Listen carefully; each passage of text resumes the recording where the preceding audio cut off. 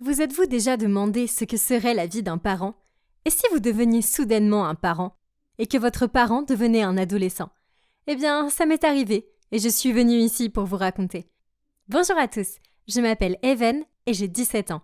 Mais ne vous laissez pas tromper par mon nom, car ce Evan est sorti tout droit de l'enfer. Je suppose que je n'ai jamais été un enfant facile. Quand j'étais plus jeune, j'avais beaucoup de crises de colère. Une fois, quand j'avais 8 ans, un garçon a pris le crayon vert que je voulais, alors je lui ai arraché et je l'ai cassé en deux. Il a fondu en larmes et la maîtresse s'en est mêlée et a essayé de m'envoyer dans le coin. Alors je lui ai crié dessus et je lui ai même fait quelques bleus. La maîtresse a convoqué mes parents et leur a dit que c'était la dernière chance et que j'étais expulsée. Quand ils sont venus me chercher, mon père a juste soupiré et est resté silencieux. Mais ma mère m'a crié dessus. « J'espère que tu es contente maintenant, Evan. Tu as fait honte à notre famille. Et maintenant, nous devons trouver une autre école qui accepte de te prendre. » Maintenant, 9 ans plus tard, la relation entre maman et moi est pire que jamais. On ne se met jamais d'accord sur quoi que ce soit. Pour être honnête, nous sommes comme des étrangères.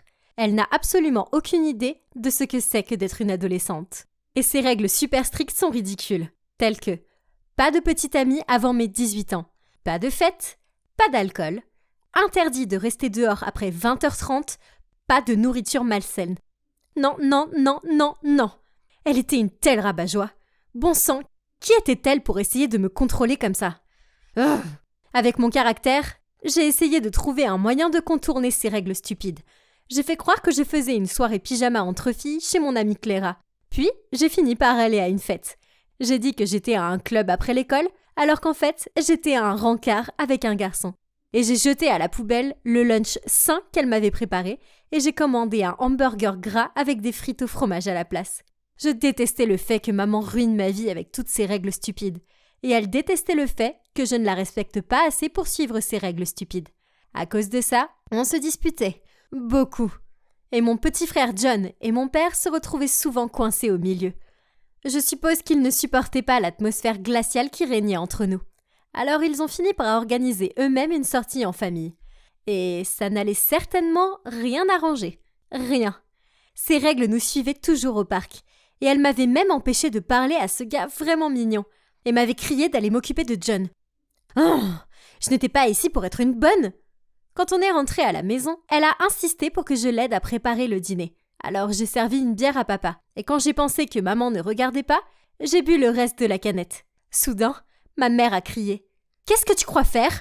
Tu es trop jeune pour boire. » Ah, j'ai juste roulé des yeux et dit « Quoi? C'était juste une toute petite gorgée. Arrête d'être si rigide. Sinon, tu vas devenir un vieux pruneau tout ridé. » Puis j'ai jeté la canette par terre et je suis partie. Elle m'a jeté un regard féroce, mais je m'en fichais. Comment pouvait-elle être aussi sérieuse? Ainsi, lorsque nous étions tous assis autour de la table pour dîner, je pouvais sentir la tension entre maman et moi. Elle a passé à John une assiette pleine de nuggets de poulet, mais elle m'a passé une assiette pleine de brocolis. Burk. Où sont mes nuggets? J'ai demandé. Maman a répondu. John est un garçon en croissance. Par contre, toi, tu as besoin de manger des légumes car tu deviens un petit peu rondelette. Comment ose-t-elle? Je n'étais même pas grosse. En fait, je suis si maigre que je pourrais être un mannequin. Si quelqu'un devait faire attention à son poids, c'était elle, pas moi. C'était elle qui se serrait dans son vieux jean moulant. Alors, j'ai pris mon assiette de brocolis et je l'ai jetée à la poubelle. Maman s'est levée et a dit « Bien, reste affamée, je m'en fiche. Et tu dois nettoyer derrière toi à partir de maintenant. » J'ai répondu en hurlant « C'est ridicule! Mon estomac est vide et tu me donnes des corvées? Est-ce de la maltraitance d'enfant ?» C'est alors que mon père nous a fait sursauter en tapant du poing sur la table. « Ça suffit, toutes les deux. Commencez à agir comme des adultes. » Nous avons toutes les deux murmuré « Désolée ». Puis papa a eu une idée folle. « Ok, si vous ne pouvez pas vivre en harmonie, pourquoi ne pas échanger vos places ?» Maman et moi étions un peu confuses. « Qu'est-ce que tu veux dire ?» Je lui ai dit. « Eh bien, c'est simple. Evan, tu échangeras ta place avec maman et tu feras le ménage, les courses, le dîner. Tu t'occuperas de John et ainsi de suite. Tandis qu'Ariana, il regarde maman, tu revivras ton adolescence et tu iras à l'école. Disons, pendant 2 jours. » Maman semblait ravie à l'idée d'être moi. Quant à moi, je n'étais pas convaincue. Je veux dire, qui aime faire des corvées? De plus, demain à l'école, c'était le jour du pique-nique des classes, ce qui signifiait pas de cours, beaucoup de nourriture savoureuse et beaucoup de temps à contempler les garçons mignons. Mais maman semblait si excitée à l'idée d'être moi. Alors, j'ai décidé que je pouvais en tirer un avantage. Ça veut dire que je n'ai pas à suivre de règles stupides, j'ai demandé. Et maman et papa ont hoché la tête en signe d'accord. Ok alors, toutes les règles strictes sont supprimées. Ça veut dire que je peux manger du chocolat au lit, a demandé John. J'ai souri. Bien sûr que oui. Maman a juste haussé les épaules et a dit « D'accord, maman. Maintenant, je dois préparer des trucs pour mon pique-nique. » Et elle a couru en haut, toute excitée. Ce serait un jeu d'enfant. Pas vrai? Je veux dire, à quel point pourrait-il être difficile d'être maman? Le lendemain matin, John m'a réveillée très tôt et a insisté pour que je lui fasse le petit déjeuner. Pendant que je versais des céréales dans un bol pour lui, maman est apparue. Elle portait son chapeau à l'envers. Bon sang, quelqu'un devait vraiment lui dire que ce n'était plus les années 90. « Amuse-toi bien, Ariana !» Je lui ai fait un clin d'œil. « Toi aussi, maman !» Elle m'a fait un clin d'œil en retour. Je l'ai regardée par la fenêtre alors qu'elle montait dans le bus scolaire. Et elle s'est tournée vers moi et a fait le signe de la paix. Bon sang, est-ce qu'elle pourrait être encore moins cool? Peu importe, elle pouvait être aussi ridicule qu'elle le voulait. Je m'en fichais, puisque j'avais la journée entière à la maison. Ou du moins, jusqu'à l'heure d'aller récupérer mon frère à l'école. Je n'ai pas pris la peine de charger le lave-vaisselle. J'ai évité l'énorme pile de linge et j'ai décidé de passer la matinée sur le canapé à regarder un film de gonzesse et à me vernir les ongles. Ah, c'était la belle vie. Quelques heures ont passé et je me suis tellement ennuyée et j'ai eu faim. Alors je suis allée dans la cuisine pour chercher de la nourriture. Mais les placards étaient vides. Alors j'ai remarqué une liste de courses et de l'argent sur le comptoir. À contre-cœur, je me suis dirigée vers le magasin du coin. Mais j'ai ignoré la liste et j'ai acheté plein de snacks. C'est moi la maman, c'est moi qui fixe les règles. Finalement, je me suis tellement ennuyée que j'ai fini par faire la lessive. Je ne savais pas vraiment ce que je faisais. Alors, j'ai tout jeté dans la machine. J'ai tripoté le cadran et j'ai espéré que tout irait bien. Puis mon téléphone a sonné. C'était Clara. Alors j'ai répondu et elle a dit « Hey, pourquoi ta mère est ici à ta place ?» Je lui ai parlé de l'échange et je lui ai demandé ce que ma mère faisait.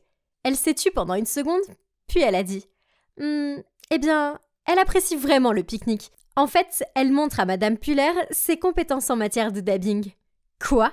Ma mère faisait du dabbing, ce que personne ne faisait plus, et devant notre ancien professeur de sciences. Est-ce qu'elle essayait de m'humilier? Peu importe. Ma mère pouvait s'y mettre. J'avais des tâches ménagères à faire. Bon sang, c'est quoi ces corvées? On dirait vraiment qu'elles ne finissent jamais. À la fin de la journée, j'étais tellement épuisée que j'ai commandé des plats à emporter pour tout le monde et je me suis effondrée devant la télé. J'ai finalement eu l'occasion de rester dehors tard, mais je n'avais pas l'énergie pour le faire. Puis, le lendemain, alors que je faisais encore d'autres tâches ménagères, mon ami Patrick m'a envoyé une photo. C'était maman. Elle portait une tenue de pom-pom girl qui laissait apparaître son ventre. Quoi? Elle était juste à un match de foot décontracté. Personne ne s'habille pour ça. Puis, Patrick m'a envoyé une autre photo, sur laquelle maman tripotait ses cheveux et touchait l'épaule d'un sportif. Oh mon Dieu! Essayait-elle de le draguer? Peu importe. Je n'avais pas le temps pour ça. Je devais aller chercher John à l'école, puis aller à l'épicerie pour acheter des provisions pour le dîner. En arrivant à la maison, nous avons trouvé maman écroulée sur le canapé, entourée d'emballages et de canettes vides. En me voyant, elle a dit « Oh, tu es de retour ?» J'ai dit à John d'aller dans sa chambre, puis j'ai foncé vers maman et lui ai dit « C'est quoi tout ce bazar? Nettoie tout ça. » Elle m'a juste souri.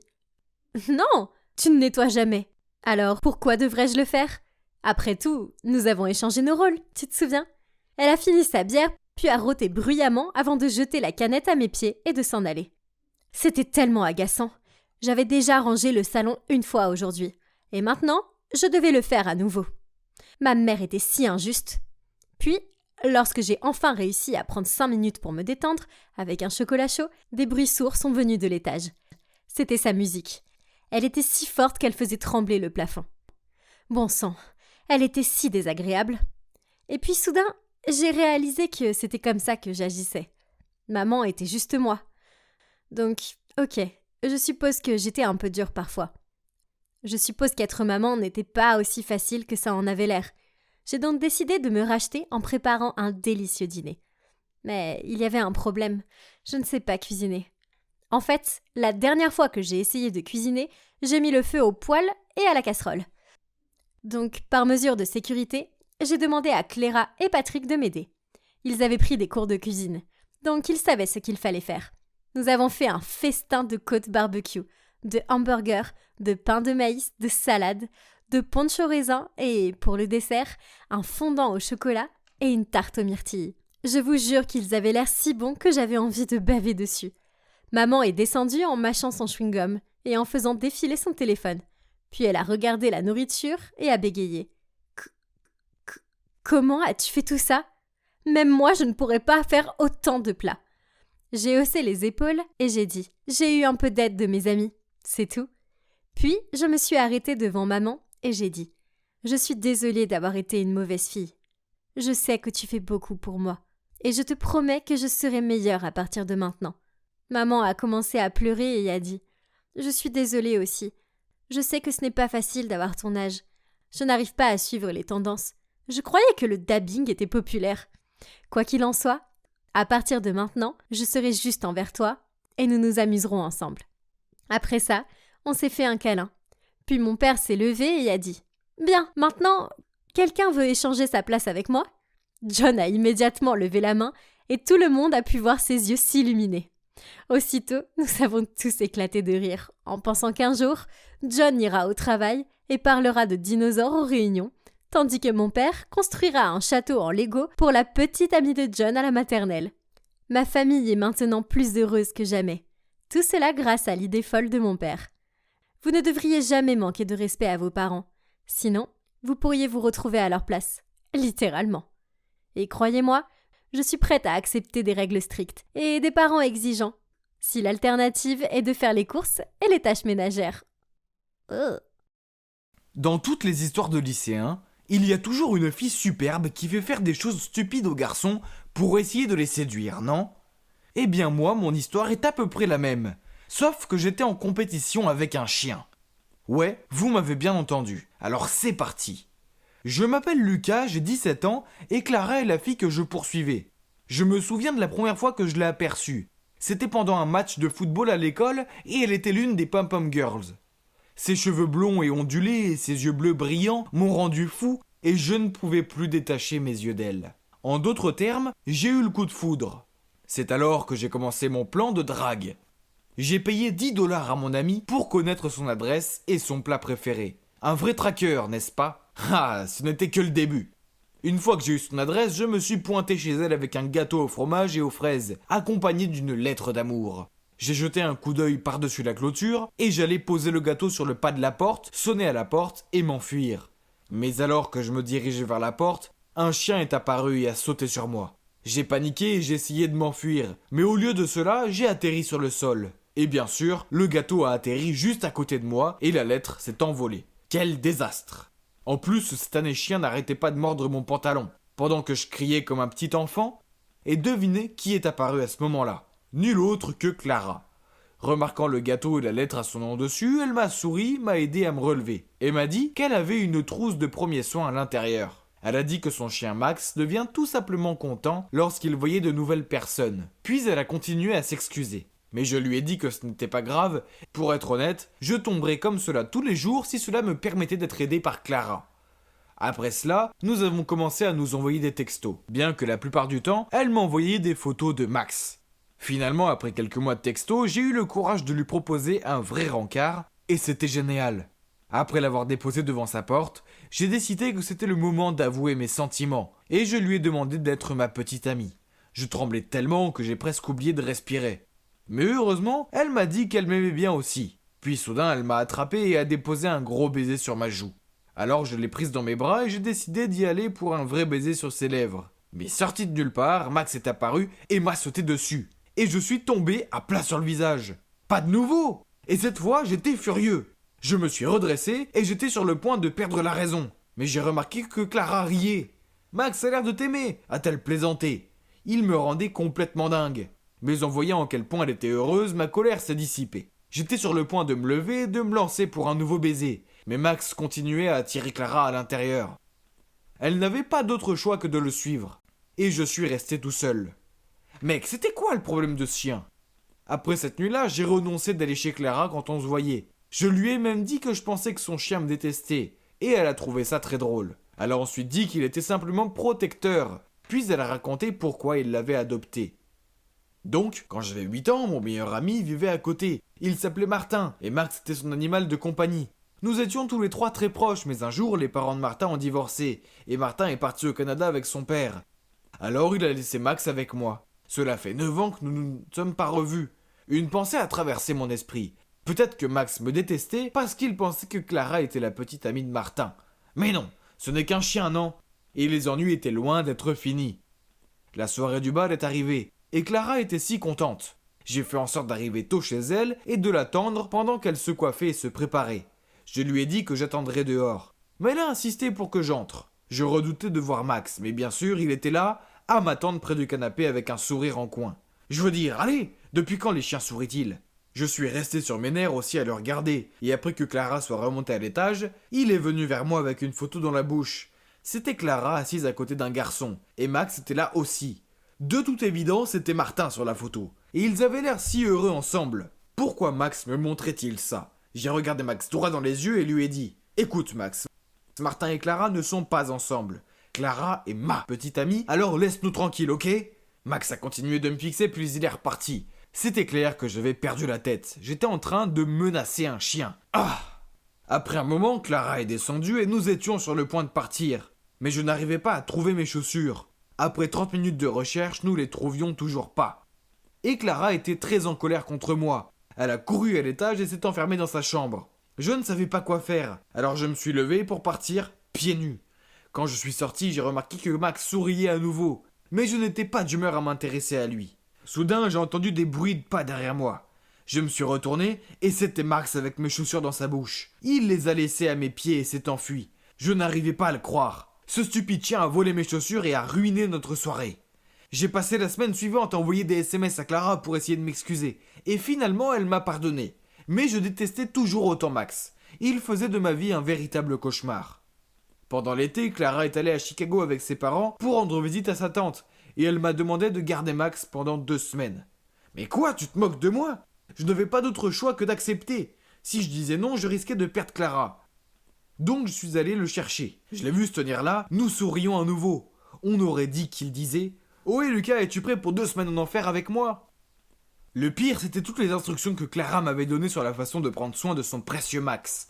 Donne-lui des aliments bio pour chien 3 fois par jour dans son bol spécial. Ensuite, assure-toi qu'il fasse 2 promenades par jour et pas moins de 8 minutes chacune. Et tous les soirs à 18h, il a besoin de son bain avec son gel moussant pour chien. Il aime être massé derrière les oreilles, et s'il te plaît, lui une histoire avant de se coucher pour qu'il fasse de beaux rêves. Ça doit être une sorte de blague. Comment pourrais-je me souvenir de tout ça ? Et comme prévu, dès le premier jour, ce fut un désastre total. C'était les vacances d'été, donc je n'allais pas me coucher tôt. En fait, je jouais à des jeux vidéo avec mes amis toute la nuit. Donc je n'ai jamais réussi à me réveiller à 6h du matin pour le nourrir. Et il ne mourrait certainement pas s'il sautait un repas, non ? Mais bon, il ne m'a pas laissé beaucoup de choix. Il a sauté sur mon lit à 6h30 du matin en me léchant au visage et en réclamant sa nourriture. Une autre fois, je devais aller chez un ami. Donc évidemment, je ne pouvais pas l'emmener avec moi. Alors avant de partir, j'ai dit « Hey Max, sois un bon garçon, je reviens vite !» Puis j'ai souri et j'ai verrouillé la porte. Max a commencé à aboyer et je savais donc qu'il était en colère. Eh bien, ça lui a servi de leçon. Cependant, quand je suis rentré à la maison ce soir-là, j'ai découvert qu'il avait fait pipi sur tous mes vêtements et sali toute ma chambre. Il avait clairement fait ça pour se venger et j'étais furieux. J'ai commencé à lui crier dessus pendant que je nettoyais le désordre. Et c'est là que j'ai réalisé que je devais l'emmener partout avec moi. Même si c'était super agaçant, j'ai commencé à comprendre pourquoi Clara l'aimait. Il était intelligent, affectueux, et je suppose que c'était plutôt agréable d'avoir de la compagnie. Quand je regardais des films seul, il venait s'allonger sur mes genoux. Quand je jouais à des jeux vidéo, je pouvais lui demander de m'apporter des snacks. Et une fois, je suis allé aux toilettes et j'ai réalisé que le rouleau de papier toilette était fini. Et j'ai crié « Max, s'il te plaît, peux-tu m'apporter un nouveau rouleau de PQ ?» Et il m'en a vraiment rapporté un. Quelques jours plus tard, nous nous promenions dans le parc, quand j'ai vu des garçons jouer au basket. Je voulais absolument les rejoindre. Alors j'ai dit à Max de m'attendre, mais après le match, il n'était plus là. J'ai paniqué et je l'ai recherché désespérément dans tout le parc, mais c'était sans espoir. Clara ne me le pardonnerait jamais si je perdais son précieux Max. Alors le lendemain, j'ai collé des affiches en espérant que quelqu'un les retrouvait. Et bien heureusement pour moi, quelqu'un m'a appelé pour me dire qu'il l'avait trouvé. Je suis immédiatement allé le récupérer et j'ai attendu devant l'adresse qu'il m'avait donnée, qui était dans une partie un peu louche de la ville. Pendant que j'attendais, 2 hommes vêtus de noir se sont approchés de moi. Ils avaient l'air louches et j'ai essayé de m'écarter, mais l'un d'eux m'a attrapé le bras et m'a dit « Donne-nous ton argent sinon tu risques d'être blessé ». J'ai commencé à me débattre et à essayer de m'éloigner, mais cela les a rendus encore plus furieux. J'ai paniqué quand soudain j'ai entendu des aboiements familiers. Max! Il s'est précipité vers nous et a commencé à mordre les vêtements des voleurs, les éloignant de moi. J'étais tellement soulagé et après un moment les voleurs se sont enfuis terrifiés. J'ai donné à Max le plus gros câlin et il a remué la queue ravi. Puis une femme avec un chien est revenue vers nous. Il s'est avéré que c'était la personne qui m'avait appelé. Elle promenait sa chienne Penny dans le parc lorsque Max a commencé à les suivre. Et ne voulait pas laisser Penny tranquille. Il a eu le coup de foudre pour elle. La propriétaire de Penny ne savait pas quoi faire et elle a ramené Max chez elle. Finalement, elle a vu les affiches et c'est là qu'elle m'a contacté. Ah, donc Max était pire que moi à poursuivre une jolie fille. Comme c'est drôle. Comme nous sommes arrivés à la maison, j'ai encore remercié Max de m'avoir sauvé, puis j'ai dit « Tu sais que Martin ne vit plus ici, n'est-ce pas? Il est au Canada, ce qui est très loin. Mais écoute, j'aime tellement Clara, et je sais que toi aussi. Alors on va s'occuper d'elle ensemble, d'accord ?» Il n'arrêtait pas de me fixer comme s'il attendait quelque chose de plus. Alors j'ai dit « Oh, oui, si tu acceptes, je te promenais de t'emmener chez Penny pour lui rendre visite, ça marche ?» J'ai tendu ma main pour lui serrer la sienne, et il a carrément mis sa patte dans ma main. Ok, marché conclu. Quelques jours plus tard, Clara est revenue chercher Max, et quand j'ai raconté à Clara tout ce qui s'était passé, elle a éclaté de rire. Après cela, notre relation s'est encore améliorée, et nous avons commencé à sortir davantage avec Max. Bien que chaque fois que je voulais l'embrasser, je disais toujours à Max « Hé mon frère, regarde ailleurs !» Et il n'a plus jamais essayé de s'y mêler. Max et moi sommes en bons termes maintenant. Et il est aussi amoureux de Penny que je le suis de Clara. Et c'est bien vrai ce qu'on dit, les garçons se déchaînent pour les jolies filles. Salut les amis, c'est Sam, votre célibataire préféré. Après que ma copine depuis plus de 9 ans, Jeannette, m'a trompé, j'ai décidé d'abandonner les filles pour essayer de fréquenter un mec. Au bout de quelques rencarts avec ce grunt, je me suis rendu compte que je n'étais pas gay. Confus, je suis allé errer au lac. C'est là que j'ai vu la fille du bubble tea pleurer toutes les larmes de son corps. On a fini par discuter, et en fait elle est plutôt géniale. Mais vu que je suis un abruti, j'ai oublié de lui demander son nom et son numéro. Ah! Je l'avais déjà croisée 2 fois, donc je devrais de nouveau bientôt tomber sur elle, non? Mais les semaines passèrent et je ne la voyais nulle part. J'ai même passé quelques après-midi dans la boutique de bubble tea en espérant la voir. Je ne l'ai pas vue, mais j'ai trouvé son sosie. Une pauvre fille qui s'est retrouvée terrifiée quand je lui ai foncé dessus en criant « Oui, je t'ai trouvé ! Oups !» Je n'arrêtais pas de penser à elle. C'était vraiment embêtant. Et puis, pour empirer le tout, ma mère m'a appelé en me demandant de venir de toute urgence. Il n'y a pas à discuter avec ma mère car elle a toujours raison, donc je suis directement allé la rejoindre. Dès que j'ai passé la porte, elle secouait son téléphone sous mon nez. Il y avait la photo de Grant et moi en train de se tenir la main. On aurait dit que James avait mis sa menace à exécution, cet enfoiré. Il sera rayé de ma liste de cartes de Noël à envoyer. Ma mère m'a demandé d'un air sévère « Qui est ce jeune homme? Est-ce que tu as une liaison avec lui ?» Et la pauvre Janet alors. Oh oui, j'ai peut-être oublié de leur dire que je n'étais plus avec Janet. Je leur ai dit de se prendre un bon remontant et de s'asseoir. Puis je leur ai dit que Janet m'avait trompé, qu'on avait rompu, et que j'étais confus et seul et que j'avais pensé que j'étais peut-être gay, mais que j'avais fini par comprendre que non. Mes parents ne semblaient pas convaincus par mon histoire. Ils n'ont rien contre la communauté LGBT, mais ils possèdent une entreprise pharmaceutique dont j'hériterai dans quelques années, et c'est important pour eux que la famille ait un héritier. Ah, est-ce qu'ils pouvaient arrêter de réfléchir pendant un instant? Puis ma mère m'a lancé un regard noir en disant « Sam, ton père et moi insistons pour que tu arrêtes de voir cet homme, et tu t'en tiendras au rencard que nous te proposerons. Je connais une famille qui a une fille adorable de ton âge. Je les inviterai à dîner demain soir. Habille-toi bien. » Je n'avais pas d'autre choix que d'accepter. J'ai donc enfilé ce costume italien chic et oh là là, ça devrait être un crime d'être aussi canon que moi. Même moi, je me trouvais irrésistible. Ah. La famille arriva et je m'apprêtais à voir cette fille pour la première fois. Et quoi? Je la connaissais et je fus choqué en voyant que c'était la fille du bubble tea. Ses parents l'ont présentée. Elle s'appelait Julia. Julia, quel joli prénom! Je ne pouvais cacher ma joie. Je souriais tout le temps, sans pouvoir m'arrêter, même si je devais avoir l'air un peu inquiétant. Les planètes s'étaient alignées, la fille de mes rêves était assise en face de moi. Et waouh, je ne pouvais m'empêcher de la regarder. Sa manière de manger, de boire et d'éternuer, tout était si adorable. Et oh mon Dieu, j'étais vraiment en train de tomber amoureux. Après manger, ma mère a proposé que je fasse visiter le jardin à Julia, car les roses étaient sublimes en cette saison. Dès qu'on fut dehors, elle s'est retournée vers moi en disant « Ok, écoute, tu es le 10e mec que mes parents me font rencontrer depuis 2 semaines. J'en ai marre, je n'ai pas envie d'être en couple de toute façon. Donc on pourrait éviter de perdre notre temps et mettre un terme à ça tout de suite. » Et waouh, je ne m'attendais pas à ça. Elle ne m'aimait pas? Enfin, ah bon? Le prince charmant en costume, nom de Dieu! Cette fille devrait vraiment voir un opticien. Elle a dit « Je m'en vais ». Et elle est rentrée à l'intérieur quand j'ai eu une idée de génie. Attends, j'ai une idée. Et si on se fiançait? Elle se tourna vers moi d'un air choqué. Bon, j'avais commencé donc autant continuer. Tes parents te tapent sur les nerfs et les miens aussi. Alors on peut faire semblant d'être fiancés pour qu'ils n'aient plus à intervenir dans notre vie amoureuse. On serait tous les deux gagnants. Julia semblait confuse et absolument pas convaincue. Donc j'ai ajouté. Tu pourras toujours fréquenter d'autres personnes, aucune attache. C'est juste qu'on aurait sûrement à vivre ensemble pour éviter tout soupçon. Mais ce n'est pas bien grave, mon appartement est assez grand. Alors, tu en penses quoi? Je voyais que Julia réfléchissait, mais elle semblait avoir besoin d'un élan. C'est alors que j'ai dit, et aussi, pour ta gouverne, je suis gay. Donc tu n'as pas à t'inquiéter, car tu n'es pas mon genre.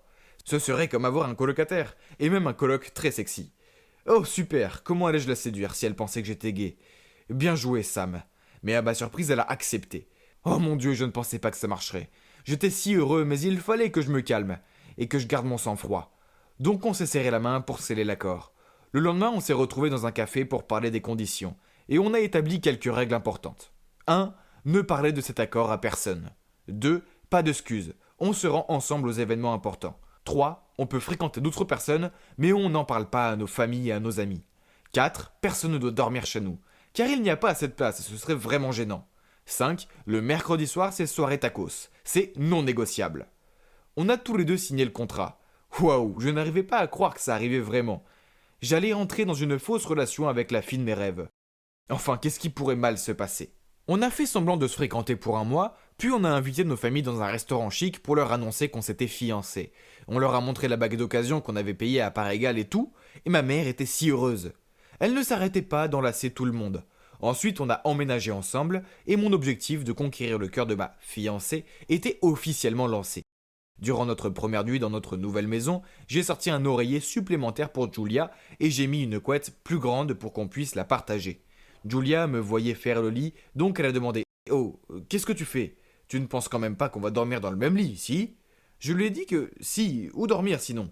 Elle a rigolé en disant qu'elle prenait le lit et que je pouvais dormir sur le canapé. Oh mince, c'était une bonne occasion de se rapprocher d'elle. Donc je lui ai dit que j'avais des problèmes de dos et que j'avais besoin de dormir dans un lit. Je lui ai rappelé que j'étais gay et qu'il n'y avait pas d'inquiétude à avoir.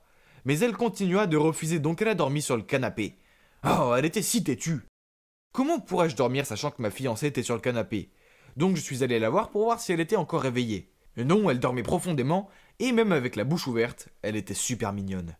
Je m'assis au sol, près d'elle, et sans m'en rendre compte, je me suis endormi. J'avais fait ce rêve génial où Julia et moi on se courait après sur la plage, et elle me taquinait en m'éclaboussant le visage. Soudainement, je me suis réveillé en sentant un liquide sur mon visage. J'ai ouvert les yeux, et c'était Julia. Elle bavait sur moi. Ah! J'ai couru dans la chambre avant qu'elle se réveille, et qu'elle me voie couvert de sa bave, car ça aurait été un peu bizarre, non?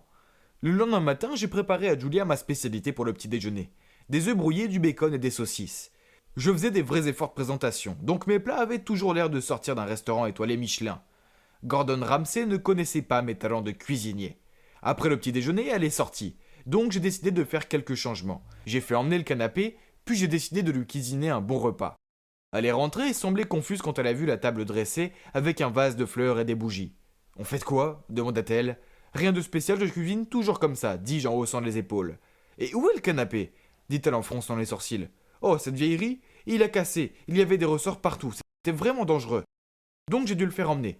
Tu dormiras avec moi le temps qu'on en prenne un nouveau. » Je savais qu'elle ne pouvait pas refuser maintenant, car il n'y avait pas d'autre endroit où dormir. Mais non, elle refusait. Oh, elle devait se dire que je n'étais pas gay, je le savais. Ok, j'avais encore un plan B. Il était temps de sortir mes mecs. Je sortis une pile de magazines du placard en disant « Ok, laisse-moi alors te trouver une couette où tu pourras dormir. » Elle regardait le magazine avec des yeux écarquillés. Oui, c'était que des magazines People avec en couverture l'homme le plus sexy du monde. Chris Hemsworth, Bradley Cooper et d'autres mecs canons. Elle allait en prendre un, mais je l'ai regardé d'un air sévère en disant « Hé, fais attention s'il te plaît, je tiens beaucoup à ces magazines. » Elle resta silencieuse un moment, puis a dit qu'on pouvait dormir dans le même lit. Oh mon Dieu, victoire! Je savais que c'était une bonne idée d'emprunter ces magazines à mon amie. Julia a pris des oreillers en plus pour les mettre au milieu du lit en disant « Ne dépasse surtout pas cette ligne ». Je souris en acquiesçant. Le lendemain matin, je me suis réveillé et fus choqué. Julia m'enlaçait dans son sommeil. Tous les oreillers qu'elle avait mis au milieu étaient par terre. On dirait qu'elle ne pouvait pas me résister. Enfin, comment lui en vouloir, je suis un beau mec. Je restais allongé là à savourer ce bon moment. Mais soudainement, elle s'est réveillée et me poussa hors du lit. Aïe, mais ça valait le coup de se faire mal, non? Et ça ne s'est pas arrêté là. Vivre avec Julia en faisant semblant d'être gay n'était pas un choix de tout repos. Je dois lui avouer, mais est-ce que cela finira par porter ses fruits? Restez à l'écoute pour le découvrir. Bonjour à tous, je m'appelle Gabrielle et voici mon histoire sur ce qui peut arriver quand quelqu'un est trop jaloux de vous et qu'il essaye de ruiner votre vie.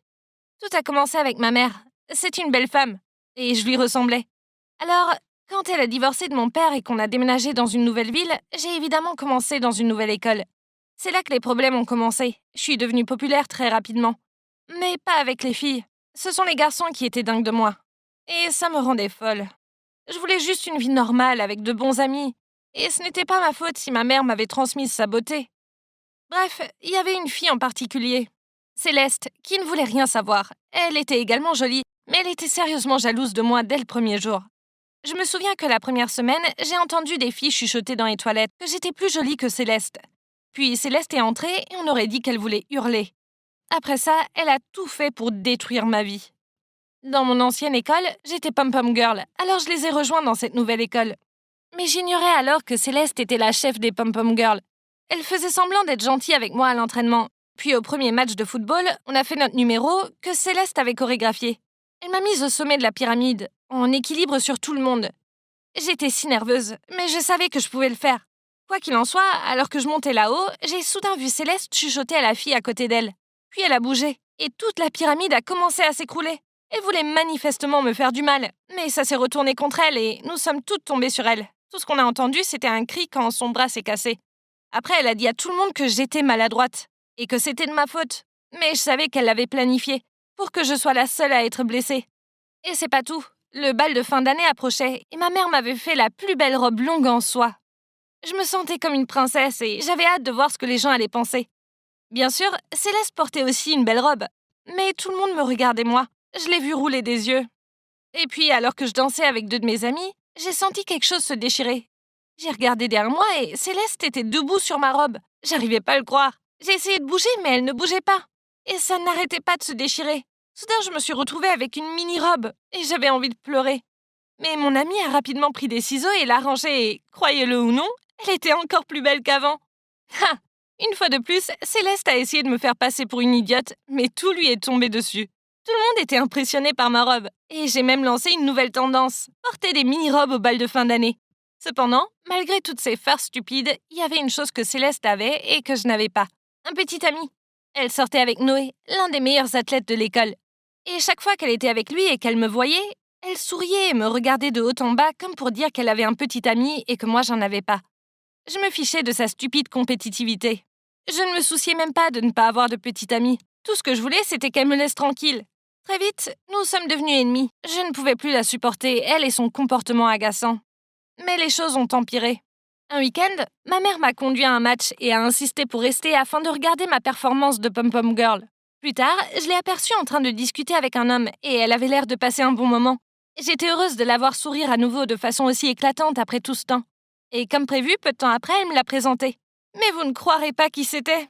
Il s'est avéré que c'était le père de Céleste, de toutes les personnes sur Terre. Et pire encore, ils étaient maintenant désespérément amoureux et voulaient même se marier. Oh non, si j'avais su qui c'était, je les aurais séparés dès le début. Je ne pouvais pas être la demi-sœur de Céleste, c'était mon pire cauchemar. Et quand Céleste l'a découvert, elle a commencé à me traiter encore plus mal. Une fois, je marchais dans la cantine, quand soudain, quelqu'un m'a poussée. J'ai trébuché et j'ai heurté un garçon qui est tombé lui aussi. J'avais tellement mal, mais la douleur a vite disparu quand j'ai réalisé qui était le garçon. C'était Paul, le nouveau mec sexy qui venait de rejoindre le club d'athlétisme. Je m'excusais auprès de lui, mais il s'est contenté de rire et de dire que tout allait bien. Puis il m'a aidé à me relever et m'a emmené à l'infirmerie pour s'assurer que je n'étais pas blessée. Après, il m'a même demandé mon numéro. Je n'arrivais pas à le croire, j'étais en train de rougir pour un garçon. Ensuite, je suis retournée à la cantine. Et il y avait Céleste qui me regardait avec colère. Je n'ai même pas eu à réfléchir à qui m'avait poussée. De toute évidence, c'était Céleste. Grâce à sa farce stupide, j'avais maintenant un mec mignon qui s'intéressait à moi. Et pour une fois, j'étais vraiment intéressée par lui aussi. Il n'a pas fallu longtemps pour qu'on devienne un couple. Et ensuite, nous sommes devenus inséparables. Je me rendais toujours à son entraînement de sport. Et comme Noé était là aussi, Céleste était toujours là aussi. Elle me lançait des regards noirs dès qu'elle me voyait. Je comprenais pas quel était son problème. Bref, une fois, le club d'athlétisme a suggéré que nous allions tous voir un film, y compris les petites amies. Dans la salle de cinéma, Céleste s'est assise derrière moi et n'arrêtait pas de donner des coups de pied dans ma chaise. Je me suis retournée et je lui ai demandé d'arrêter, mais elle voulait rien entendre. Je sentais la colère monter en moi et j'ai cru que j'allais exploser. Mais je voulais pas me ridiculiser devant Paul, donc j'ai décidé que je devais rester aussi loin que possible de Céleste. C'était pas facile cependant. Notre école avait organisé une grande compétition d'athlétisme avec une autre école, et Paul s'entraînait donc tout le temps. Je m'asseyais toujours dans les tribunes pour le regarder, et le jour de la compétition, Céleste est venue s'asseoir à côté de moi. J'étais figée. Que voulait-elle faire? Au lieu de me faire une blague, elle m'a tendu une bouteille d'eau et m'a dit « Gabrielle, je veux plus être ton ennemie. Nous allons être sœurs. Alors faisons la paix, d'accord ?» Puis elle s'est tournée vers moi et a souri timidement. Waouh! Eh bien, ça c'était une surprise. Je me suis quand même sentie soulagée et j'ai dit « Je pensais que ce jour n'arriverait jamais. Je détestais que les choses soient si gênantes entre nous. » Céleste m'a juste souri à nouveau, et ensuite nous sommes descendus sur le terrain pour souhaiter bonne chance à Noé et Paul qui s'échauffaient pour la course. Enfin, la compétition a commencé. Céleste et moi étions assises ensemble, encourageant nos petits amis. Comme prévu, Paul a gagné le premier prix, et Noé est arrivé en deuxième position. J'étais si heureuse pour Paul, et j'ai couru sur le terrain pour le serrer dans mes bras. Mais soudain, des organisateurs se sont approchés de lui et l'ont escorté hors du terrain. J'avais aucune idée de ce qui se passait. Mais j'ai vu Céleste me sourire et s'éloigner. Pourquoi ce sourire? Après un moment, les organisateurs sont revenus et ont dit que Paul avait été pris en train de se doper. Donc maintenant, le premier prix irait à Noé. Quoi? Il n'y avait aucune chance que Paul fasse quelque chose d'illégal comme ça. Il n'avait jamais utilisé aucune sorte de substance pour être performant. Il était juste naturellement doué. Tout le monde a commencé à dire des méchancetés sur Paul, et je ne pouvais pas supporter ça. Donc je suis allée le retrouver. Je l'ai vu assis dans le coin du vestiaire, l'air choqué. Quand il m'a vu, il a secoué la tête et a dit « Je n'ai pas eu recours au dopage. Tu dois me croire, Gabrielle. Je suis pas ce genre de gars. Tout ce que j'ai fait, c'est boire l'eau que tu m'as donnée. Oh mon Dieu, la bouteille d'eau. Céleste me l'avait donnée et m'avait dit que je devais la passer à Paul pour qu'il s'hydrate avant la compétition. Je pensais qu'elle était gentille, mais bien sûr, elle ne l'était pas. C'était de Céleste dont on parlait. Elle avait planifié tout ça. Elle est allée vraiment trop loin. J'ai couru pour la trouver et j'étais en colère. Elle était contente de parler aux autres athlètes, alors j'ai attrapé son poignet et je l'ai tiré. « Comment as-tu pu? Est-ce que tu essayes de ruiner la vie de Paul ?» Je lui criai dessus. Céleste n'a même pas été dérangée. Elle a juste souri et dit « Bah ouais, c'est ça. Et alors ?» Je tremblais à ce moment-là et j'ai dit « Tu es folle. Pourquoi as-tu fait ça? Qu'est-ce que Paul t'a fait? » « Je l'ai fait parce que je te déteste. Tu m'as tout volé, y compris Paul. » Quoi? J'étais tellement confuse. Depuis quand Céleste aime Paul? Noé est apparu à ce moment précis, et il avait manifestement entendu ce qu'elle disait. Il a commencé à crier. « Tu m'as dit que t'avais fait ça pour m'aider à gagner. Mais non, t'es une sale menteuse. Alors t'es juste jalouse de Gabrielle, c'est ça? Ok, maintenant tu peux courir après ton Paul comme tu veux. C'est fini entre nous. » Céleste était choquée. Elle essayait d'expliquer qu'elle avait fait ça pour lui, qu'il l'avait mal comprise, mais il ne voulait même pas la regarder. Il a dit « Tu t'en sortiras pas comme ça, Céleste. Je vais le dire aux organisateurs tout de suite. » Céleste a essayé de l'arrêter, mais il l'a repoussée. Et elle a fini par tomber par terre où elle a fondu en larmes. Eh ben, elle le méritait. Je suis repartie chercher Paul, et les organisateurs ont annoncé qu'il y avait quelques problèmes avec les résultats, et que la compétition serait répétée le week-end suivant. Paul avait l'air si heureux et m'a pris dans ses bras. Tout s'est bien passé à la fin. Du moins pour Paul et moi. Paul a encore gagné la première place et maintenant, il va participer à la compétition internationale. Quant à Céleste et Noé, ils ont rompu. Céleste a déménagé dans une autre ville avec sa mère et Noé a été renvoyé du club d'athlétisme. Par ailleurs, ma mère et le père de Céleste vont bientôt se marier. Et même si je ne supporte pas Céleste, je vais quand même y aller, parce que ça signifie beaucoup pour ma mère. Au moins, je n'ai pas besoin de vivre dans la même maison que Céleste. C'est la personne la plus envieuse que je n'ai jamais rencontrée. Et ça ne lui a rien apporté de bon. La jalousie est vraiment un poison. C'est bien mieux d'être heureux avec ce que t'as. Pas vrai? La famille, c'est compliqué. C'est vrai, je pensais que ma famille était la plus heureuse possible. Mais non, tout comme une bulle s'explose quand elle devient trop grande. Maman et papa se sont séparés après une grosse dispute stupide. Après ça, mon père a déménagé. Moi et ma petite sœur Katie avons eu un choix difficile. L'un de nous resterait ici avec maman et l'autre irait vivre avec papa et sa nouvelle copine, Zara. Cathy est vraiment douce, gentille et sensible. Alors je ne pensais pas que bouleverser sa vie et la faire vivre avec une nouvelle belle-mère serait une bonne idée. Je suis un grand frère, protéger ma petite sœur était mon devoir. Donc, c'était réglé. Katie est restée avec maman et j'ai emménagé avec papa et Zara. Quelques mois plus tard, maman est tombée amoureuse d'un certain Valentin et l'a épousé. Je n'étais pas très convaincu par Valentin. Je ne l'avais rencontré que quelques fois, mais il semblait trop prétentieux à mon goût. Bref, revenons à papa, et il s'avère que ma vie avec eux était une partie de plaisir. Et il me laissait sortir quand je voulais, et il me faisait à peine faire des tâches ménagères. Au contraire, Zara n'était pas une personne méchante. Elle me traitait comme un membre de la famille, et, pour mon 16e anniversaire, elle a même suggéré à mon père de me surprendre avec ma propre voiture. Des jours heureux. Mais il y avait un hic. D'après les messages de ma sœur, je sentais que les choses n'étaient pas si roses avec elle. Donc je suis allé lui montrer ma nouvelle voiture. Enfin, c'était juste une excuse pour aller vérifier comment ça se passait. Je suis entré dans la maison pour trouver Katie en train de vider le lave-vaisselle. Elle pleurait. Je comprends, les tâches ménagères sont nulles, mais ce n'était pas assez terrible pour faire pleurer quelqu'un. Il y a quelque chose qui cloche. Je lui ai préparé une boisson et on s'est assis et on a parlé. Elle m'a dit que c'était Valentin, qu'il ne l'aimait pas et qu'il lui causait toujours des problèmes. Katie a dit « Il m'a toujours considéré comme une épine dans le pied, car il voulait que maman passe tout son temps avec lui. Il exigeait que je fasse toutes les tâches ménagères, mais quand maman rentrait du travail, il disait qu'il les avait faites. Si j'essayais de lui poser des questions à ce sujet, il me mettait dans le pétrin et en racontant des mensonges à maman à mon sujet.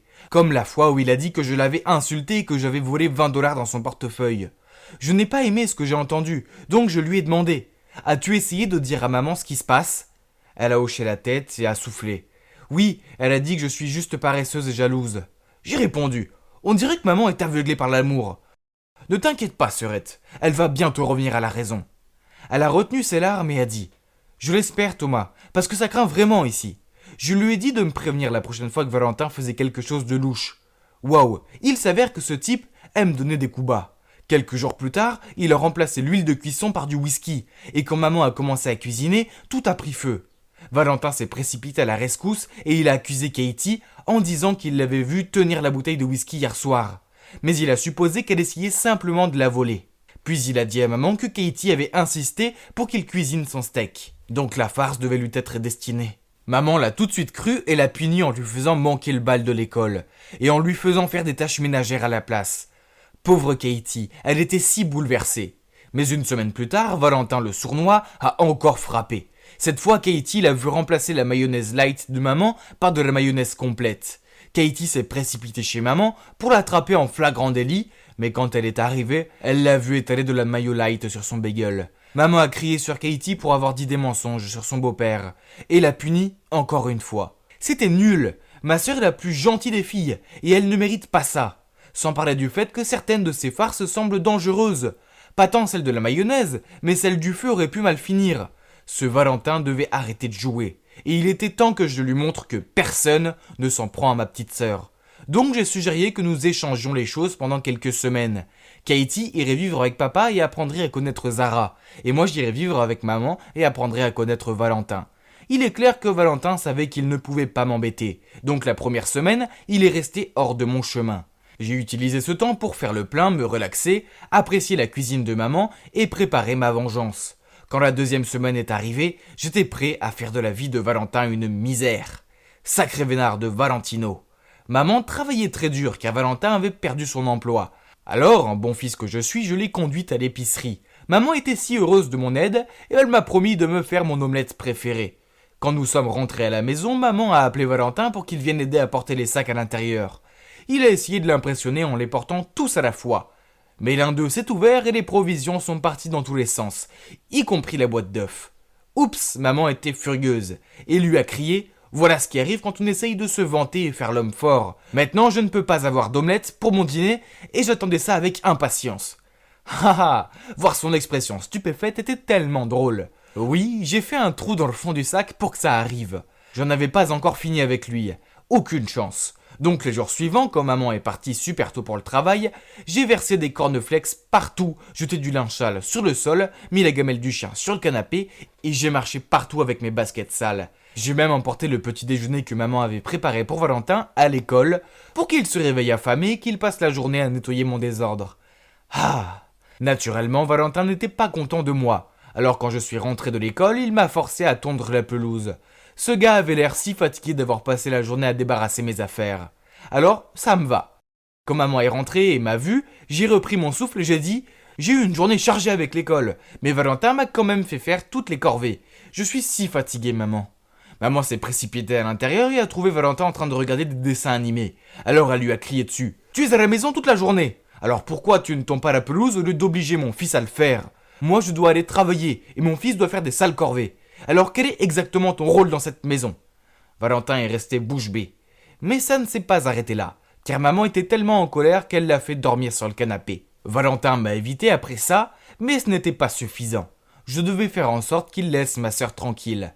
Je devais faire comprendre à Valentin que sa façon de faire était mauvaise. Je savais que maman et Valentin avaient une tirelire dans leur chambre pour leurs futurs enfants. Alors, quand ils n'étaient pas là, je me suis faufilé dans leur chambre, j'ai cassé la tirelire et j'ai caché l'argent dans la veste de Valentin. Ce soir-là, après le dîner, j'ai demandé à maman si je pouvais emprunter ses écouteurs. Elle est allée les chercher dans sa chambre, juste au moment où Valentin a pris sa veste et est allé partir. Au moment où il a franchi la porte, nous avons entendu un cri affolé à l'étage. C'était ma mère. Elle avait dû trouver la tirelire cassée et a couru en bas en criant après Valentin. Il est resté sur le pas de la porte, confus, mais elle a vérifié ses poches et voilà, l'argent était là. Elle l'a agité en colère devant son visage. « C'est quoi ça, hein ? Tu vas dépenser les économies pour notre enfant, c'est ça ? Tu ne gagnes pas d'argent, alors arrête de tout gâcher. » Ils se sont disputés dehors. Alors je suis monté dans ma chambre et j'ai regardé par la fenêtre. Soudain, une voiture s'est arrêtée et une fille bien habillée en est sortie. Oh wow, c'était Katie. Elle a couru vers maman et l'a prise dans ses bras. Puis papa et Zara sont apparus. Il s'avère que Katie a passé un bon moment chez papa. Zara a toujours voulu avoir une fille. Alors quand Katie est arrivée, elle était si heureuse qu'elle l'a emmenée faire du shopping, l'a coiffée et l'a gâtée. Quand maman a regardé sa propre fille qui avait une meilleure vie avec sa belle-mère, j'étais sûr qu'elle a réalisé à quel point elle était mauvaise. Je pouvais voir son visage honteux. Je me suis précipité en bas et j'ai salué ma sœur. Puis je me suis tourné vers maman et lui ai dit « Maman, tu devrais t'occuper davantage de Katie. Tu vois, Valentin me maltraitait. Tu ne sais pas à quel point il était dur avec elle. Nous t'aimons, alors fais confiance à Katie comme tu m'as fait confiance. » Puis je me suis tourné vers Valentin. « Tu es son mari, mais cela ne veut pas dire que tu peux nous remplacer dans le cœur de notre maman. Les mamans aiment toujours plus leurs enfants. Ne sois pas enfantin et n'essaye pas de les séparer ou je reviendrai. » Et je lui ai fait un clin d'œil. « Ouais, ok. » Il a grogné puis il s'est retourné vers Cathy et a dit « Je suis désolé Katie. Que dirais-tu de commencer une nouvelle page ?» Katie a souri gentiment et elle a dit « Ok, j'aimerais bien. » On dirait que j'ai sauvé la journée. Maintenant Valentin savait que s'il s'en prenait encore à Katie, je serais de retour. Après ça, maman a continué à faire toutes les corvées à Valentin. Mais Katie, qui est une fille adorable, l'a aidé. Quant à moi, je suis retourné à ma vie chez papa. J'y allais plus souvent pour voir Katie et déposer maman à l'épicerie. Et Katie venait souvent faire des barbecues et se faire dorloter par Zara.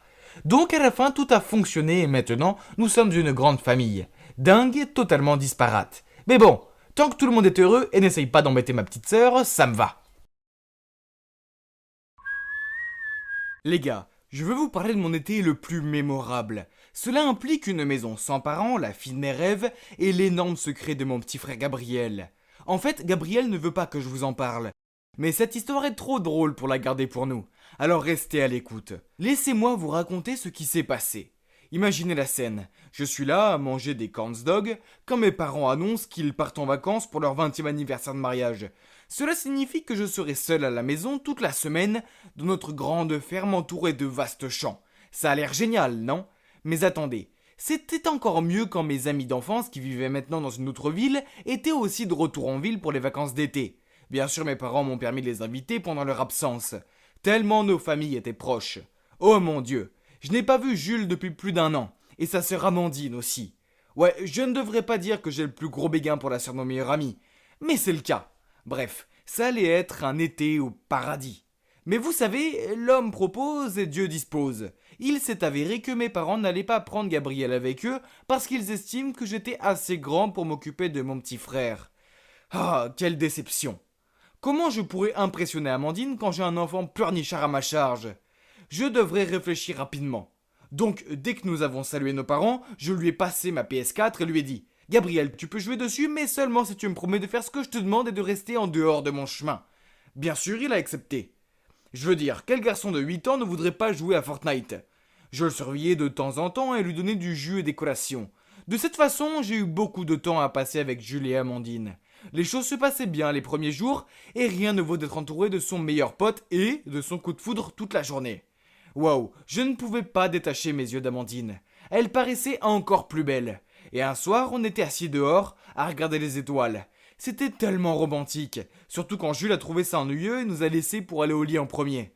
J'étais sur le point de tenter le coup du bâillement et de tendre mon bras pour l'enrouler autour de ses épaules, quand Gabriel est apparu et s'est glissé entre nous. Je lui ai lancé un furieux regard et en serrant les dents, je lui ai demandé ce qu'il voulait.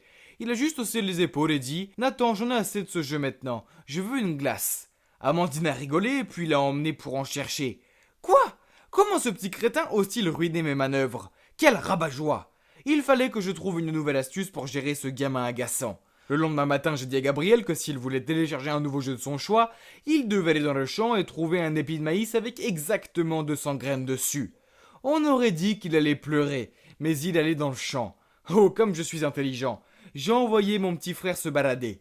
Je m'attendais à ce qu'il abandonne au bout de quelques heures, mais non, il a cherché toute la journée. Il a même réussi à entraîner Jules pour l'aider. Au final, il a quand même dû revenir les mains vides. Quoi qu'il en soit, je dois remercier mon stupide frère de m'avoir permis de passer un si bon après-midi avec Amandine. Cette nuit-là, on s'est assis tous ensemble dans le salon et on a raconté des histoires de fantômes effrayantes. J'espérais qu'Amandine flipperait tellement qu'elle se blottirait contre moi pour se protéger. Alors je leur ai parlé de la maison vide en haut de la route, qui était aussi la propriété de notre famille. Mes grands-parents y vivaient, mais elle était abandonnée depuis plus de 40 ans.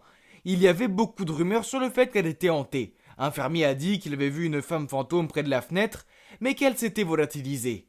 Et quelques d'autres ont affirmé avoir vu une silhouette effrayante sortir de la maison et les poursuivre. Amandine a gloussé puis a dit « Oh effrayant, on devrait aller voir. » Quoi? Ce n'était pas ce que j'avais en tête. En fait, elle ne semblait pas du tout effrayée. Je ne voulais pas y aller. C'était vieux et effrayant, et rien que d'y penser me donne la chair de poule. Heureusement pour moi, Gabriel nous a fortement découragés en disant qu'il avait entendu quelqu'un pleurer dans cette maison, et nos parents ne nous ont pas permis d'y aller. Et puis, venu de nulle part, j'ai senti un vent glacial souffler sur moi en sifflant, ce qui a fait dresser les cheveux sur ma tête. Et boum! Les lumières se sont éteintes, laissant passer la pièce entière dans l'obscurité. Tout le monde était confus. Que diable se passait-il? Je ne voulais pas mourir maintenant, pas tant que je n'avais pas encore fait part de mes sentiments à mon béguin. J'étais perdu dans mes pensées terrifiantes quand la lumière est revenue. Et tout le monde a immédiatement éclaté de rire. Oh mon Dieu! Je me suis retrouvé assis sur les genoux d'Amandine, la tête entre les mains. Il s'est avéré que c'était mon vilain petit frère qui avait éteint la lumière pour faire une farce. Quelle humiliation! Au moins Amandine a changé d'avis sur sa volonté de visiter la maison hantée. Mais les jours suivants, des choses bizarres ont commencé à se produire. Je suis allé chercher un truc à grignoter dans mon butin secret sous mon lit, mais qu'est-ce que c'est? Toutes les barres sneakers avaient disparu. Ça ne pouvait pas être Gabriel puisqu'il détestait les sneakers, n'est-ce pas? Ensuite, alors qu'on regardait un film, Amandine a commencé à trembler. Alors, étant le gars génial que je suis allé la chercher une couverture pour elle, mais eux, toutes les couvertures avaient disparu. Quand je suis retourné et que j'en ai parlé à Jules et Amandine, Amandine a dit que c'était étrange, car l'autre jour, elle me trouvait pas son pyjama. Et le paquet de gâteaux de Jules avait aussi disparu. Alors, il y avait un vrai fantôme dans notre maison. Quant à mon frère, il agissait comme s'il était hanté. Il ne parlait presque plus et pendant 3 jours d'affilée à 18h précises, il disparaissait de la maison pendant des heures. C'était vraiment étrange, je veux dire. C'est le créneau horaire de son émission préférée. Il ne manquerait jamais Adventure Time sans une bonne raison. Pour moi, c'est génial que Gabriel ne soit pas là. Mais comme je suis le frère aîné, je dois quand même garder un œil sur lui car maman et papa n'auraient pas été très contents si je le perdais ou quelque chose du genre. Cette nuit-là, il a de nouveau disparu mystérieusement. J'étais très curieux et je suis parti à la recherche de Gabriel, mais je ne l'ai trouvé nulle part. Paniqué, j'ai couru dans le jardin en criant son nom. Finalement, j'ai senti une main frapper sur mon épaule. Mon cœur battait la chamade. Je me suis retourné pour voir Gabriel debout, en sueur. Je lui ai crié dessus. « Tu ne peux pas juste t'enfuir sans dire un mot, où étais-tu » Mais Gabriel a répondu calmement. « Et alors? C'est mon affaire, pas la tienne ?»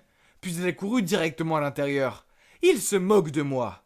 D'accord, s'il veut jouer au secret, alors ça ne me dérange pas non plus de jouer au détective. Je devrais découvrir de quoi il s'agit. Alors j'ai réuni Amandine et Jules et j'ai trouvé un plan génial. Le lendemain, au déjeuner, comme prévu, Gabriel est entré dans la cuisine et tout était prêt. J'ai posé sur la table un pot rempli de bonbons attirants, et comme prévu, Gabriel en a immédiatement pris une poignée et les a mis dans sa bouche. Oh, regardez son visage heureux. Il n'avait aucune idée de ce que je lui réservais. Juste après ça, nous sommes entrés dans la pièce. Comme il ne voulait pas être pris en train de manger en cachette, Gabriel s'est rapidement caché sous la table, et bien sûr nous avons fait semblant de ne pas savoir qu'il était là. Puis j'ai brandi ce pot de bonbons et j'ai dit « Les gars, devinez quoi ? J'ai commandé ces pilules en ligne, ce sont des légendaires bonbons invisibles qui font que personne ne peut me voir. » Jules a eu l'air surpris. « Incroyable, comment as-tu eu ça ?» J'ai entendu dire que c'était un tel succès qu'il a été vendu partout. Puis Amandine m'a demandé combien de temps on pouvait disparaître si on mangeait ces bonbons. J'ai répondu « Je pense que si on mange 4 ou 5 bonbons, on peut disparaître pendant 45 minutes. » Nous avons continué notre sketch, puis j'ai dit de laisser le pot de bonbons ici. Ainsi, demain, nous pourrions l'essayer et sortir faire des farces à tout le monde avec notre super pouvoir. J'ai fait un clin d'œil et tout le monde a hoché la tête. Maintenant, où est passé Gabriel encore ? J'ai demandé et tout le monde a hoché la tête. J'ai encore attrapé une pomme et je l'ai fait tomber par terre. Puis j'ai immédiatement regardé sur la table pour la chercher tout en faisant semblant de ne pas voir Gabriel. Il avait l'air absolument stupéfait, essayant de ne pas faire de bruit. Maintenant que Gabriel pensait qu'il était invisible, il est sorti en rampant et a fait toutes sortes de choses amusantes devant nous. Danser, secouer ses fesses et faire la roue à travers la pièce. C'est si difficile de garder un visage neutre et d'ignorer son existence. Puis à 18h, Gabriel a quitté la maison avec un sac à dos. Mais comme il se croyait invisible, il est passé devant nous sans hésiter. Il n'a pas oublié de me tirer la langue avant de partir. Hein, quel idiot! Nous l'avons suivi et devinez quoi, il est allé dans la maison abandonnée. Nous nous sommes cachés derrière un arbre pour regarder et soudain la porte s'est ouverte en grinçant. J'étais un peu effrayé alors je me suis accroché au bras d'Amandine. Quelqu'un a couru vers lui. Une petite fille. Oh non, c'était un fantôme ? Amandine a dit. Oh mon Dieu, elle porte mes vêtements. J'ai regardé de plus près et j'ai réalisé qu'elle n'était pas un fantôme mais en fait une vraie petite fille. Gabriel a donc caché cette petite fille dans notre maison abandonnée. Et c'est pour cela qu'il nous répétait encore et encore de ne pas venir ici. Comme Gabriel pensait qu'il était invisible, il a continué à courir autour d'elle en disant « Tu ne peux pas me voir, n'est-ce pas ?» Il avait l'air si drôle alors que la petite fille était totalement désorientée pour comprendre quoi que ce soit. Et c'est à ce moment-là que nous avons fait éruption en criant « On t'a eu !» Bien, bien, bien. Regardez qui est le grand gars qui cache sa petite amie ici. J'ai sorti le sac à dos de Gabriel qui était rempli de barres de sneakers et d'autres objets manquants. Gabriel était choqué et bafouillé. Ce n'est pas ce que tu penses. La petite fille a fondu en larmes et a dit « Je m'appelle Zara, je me suis perdu et Gabriel m'a aidé. » Gabriel a dit qu'il avait rencontré Zara un jour dans le champ de maïs. Elle était seule et avait faim, alors il l'a emmenée ici et s'était occupé d'elle. Il n'a pas osé nous dire parce qu'il avait peur qu'on se moque de lui. Oh, je ne pensais pas que mon petit frère, habituellement stupide, était capable de faire de si bonnes choses. Alors je l'ai pris dans mes bras et j'ai dit « Je n'en veux à personne, Gabriel, tu as fait ce qu'il fallait et Zara, tu seras en sécurité ici. Emmène-la chez nous et j'appellerai quelqu'un pour l'aider. » Heureusement, la police a déclaré qu'elle recherchait également un enfant disparu. Et le lendemain, Zara a retrouvé ses parents. Il s'est avéré qu'elle se trouvait dans une gare bondée lorsqu'elle s'est perdue. Confuse, elle a suivi un homme portant le même chemise que son père, et c'est ainsi qu'elle s'est perdue dans nos champs. Oui, mon frère est un peu agaçant parfois, mais c'est un bon garçon avec un bon cœur. Depuis, on s'est rapprochés et j'ai utilisé mes économies pour récompenser mon frère avec une console à lui tout seul. Quant à moi et Amandine, disons que notre relation est toujours dans la zone d'amis pour l'instant. Mais Jules a peut-être remarqué quelque chose et il ne semble pas s'y opposer. Alors laissez-moi un peu de temps et souhaitez-moi bonne chance. Salut, c'est votre amie Céleste de retour. Ma mère ne pouvait plus supporter mon absentéisme, alors elle m'a envoyé vivre chez mon père. Le problème est qu'il est le directeur d'une école de jeunes prétentieux qui n'a presque pas de filles étudiantes, et il m'a forcée à y aller. L'école avait besoin de s'adapter à son temps et d'être plus ouverte aux filles. Alors j'ai créé un club réservé aux filles, appelé La Poupée, pour nous faire entendre. Tout allait bien, mais papa a laissé échapper la nouvelle que j'étais sa fille.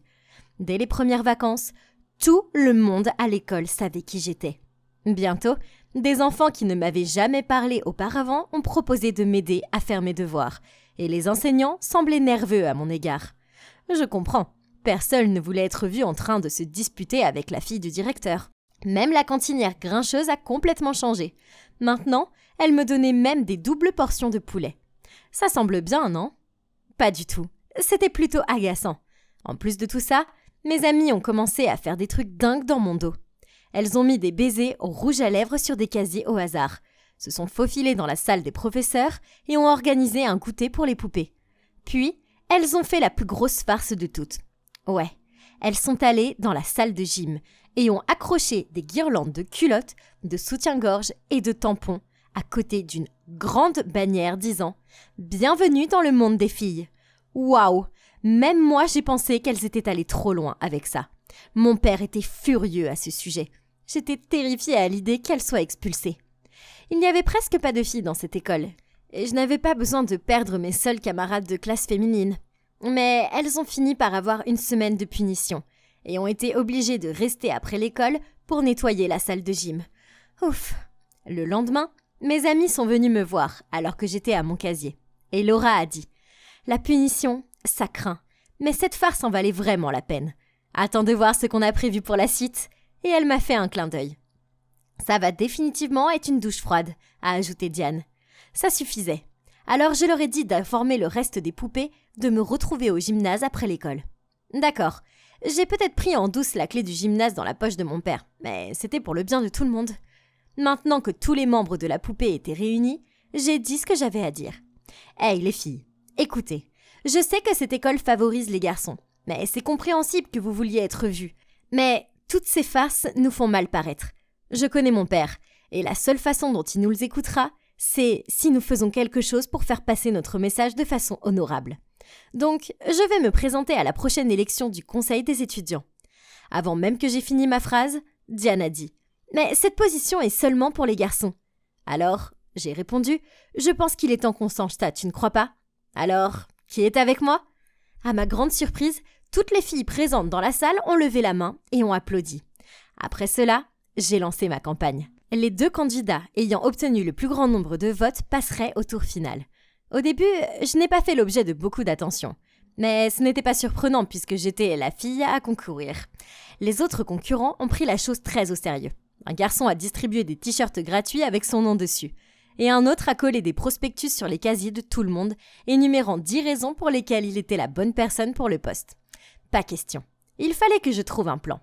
J'ai donc mis au point une stratégie ancienne mais extrêmement efficace, appelée piège à beauté. Ha! Aucun garçon ne pouvait y échapper. L'un de mes principaux objectifs était de redonner à cette école son ambiance et la rendre inclusive pour tous. J'ai donc poussé le bouchon un peu loin. Mon équipe et moi, nous sommes déguisés en jolies abeilles et avons distribué des petits gâteaux noirs et jaunes faits maison. Ensuite, chaque fois qu'un garçon nous adressait la parole, nous lui faisions un clin d'œil, lui tendions des bonbons et lui disions que c'était juste pour lui parce qu'il était le plus mignon. Et ça a marché, bien sûr. J'ai réussi à atteindre la demi-finale et je me suis retrouvée face à Arthur, ce gars super intelligent. Donc maintenant, tout ce que j'avais à faire était de travailler sur ma présentation que je donnerais dans la cour de l'école. Comme c'était ennuyeux. Alors, une idée lumineuse m'a traversé l'esprit. Pourquoi ne pas combiner les finales avec une soirée de bal de fin d'année, où les étudiants pourraient non seulement voter pour le président potentiel, mais aussi se déguiser et sociabiliser. J'ai fait part de mon idée à mon équipe, mais à ma grande surprise, elles avaient l'air sceptiques. Les professeurs ne laisseront jamais faire ça. Ils sont tellement anti-parti que ça finira mal, a dit Diane. Laisse-moi faire, j'ai souri. Mon père était peut-être strict, mais il n'était pas de taille pour me battre. Alors ce soir-là, après le dîner, je lui ai parlé de mon plan. Au début, il a été très surpris et n'était pas d'accord, car il a dit que nous ne pouvions pas combiner la cérémonie d'élection avec la fête de chant et de danse, car cela enlèverait toute dignité à la cérémonie. Ah, mon père était coincé dans le passé. Alors j'ai dit « Mais papa, ce serait une bonne occasion pour tous les élèves de se retrouver. Moi et mes amis allons décorer la salle, trouver un DJ, organiser la nourriture et les boissons et faire tout le reste. Je sais que tu as des réserves, et je les comprends, mais le bal est un événement important pour nous, les adolescents. Nous apprenons tellement de choses avec ça. Comment danser, comment se sentir bien dans sa peau, comment se mélanger avec les autres. S'il te plaît, on en a besoin. Et je promets que je ne laisserai personne corser le punch. En fait, nous n'aurons même pas de punch. » Il a fallu beaucoup de plaidoiries et de persuasion, mais finalement, il a soupiré et dit « Bien, tu peux avoir ton bal. Mais ne me le fais pas regretter. » J'ai poussé un cri d'excitation et je me suis précipitée vers lui pour le serrer dans mes bras. Il avait l'air choqué, car en y réfléchissant, c'était la première fois que je lui faisais un câlin depuis des années. Je dois admettre que ça m'a fait du bien. J'ai immédiatement envoyé un message au groupe pour leur annoncer la bonne nouvelle. Et elles ont répondu avec du mème, des cœurs d'amour et des émojis de danse. Et la discussion s'est rapidement orientée vers ce que nous allions porter. Tu vois, être amie avec la fille du directeur a de nombreux avantages, non? Je ne vais pas mentir. Organiser un bal de fin d'année a été difficile. Mais heureusement pour moi, j'ai des amis formidables qui m'ont aidé tout au long du processus. Diane s'est occupée des décorations et a trouvé un DJ. Et Laura s'est occupée des billets. La nuit du bal est finalement arrivée. Et waouh, tout le monde s'était bien habillé. Les membres de la poupée ont donné un spectacle de danse de bienvenue. Puis Arthur et moi sommes montés sur scène pour faire nos présentations. Arthur a commencé. Et bon sang, c'est monsieur sérieux, mais il est mignon. Il a parlé de l'amélioration de la valeur nutritionnelle des repas scolaires, de l'organisation de plus de voyages scolaires pour les clubs d'échecs, de mathématiques et de sport, et de la nécessité de faire plus pour lutter contre le réchauffement climatique. Par exemple, en collectant des fonds, en recyclant et en produisant de l'énergie solaire pour réduire l'empreinte carbone de l'école. Cela semblait convaincant, non? Mais c'était un peu ennuyeux. Et il était tellement ringard, bien qu'il soit mignon. Et je devais faire semblant de me gratter le nez pour pouvoir bâiller discrètement. J'ai entendu des applaudissements. Oh non, ça voulait dire que c'était mon tour et je n'étais pas prête. Le bal avait pris tout mon temps et... Oh, qu'est-ce que je devais dire? C'est alors que j'ai regardé mon père, qui se tenait au fond de la salle, et je l'ai vu me faire un signe de tête. J'ai donc pris le devant de la scène et j'ai décidé de laisser mon cœur parler. Bonjour les gars, bonjour les filles. Certains d'entre vous me connaissent peut-être comme la fille rebelle qui a semé le trouble à mon arrivée ici, tandis que d'autres me connaissent simplement comme la fille du directeur. La vérité, c'est que je ne suis qu'une étudiante normale comme vous tous, qui avait de gros doutes sur sa venue ici. J'ai entendu quelques personnes chuchoter dans la foule, mais j'ai gardé mon calme et j'ai continué.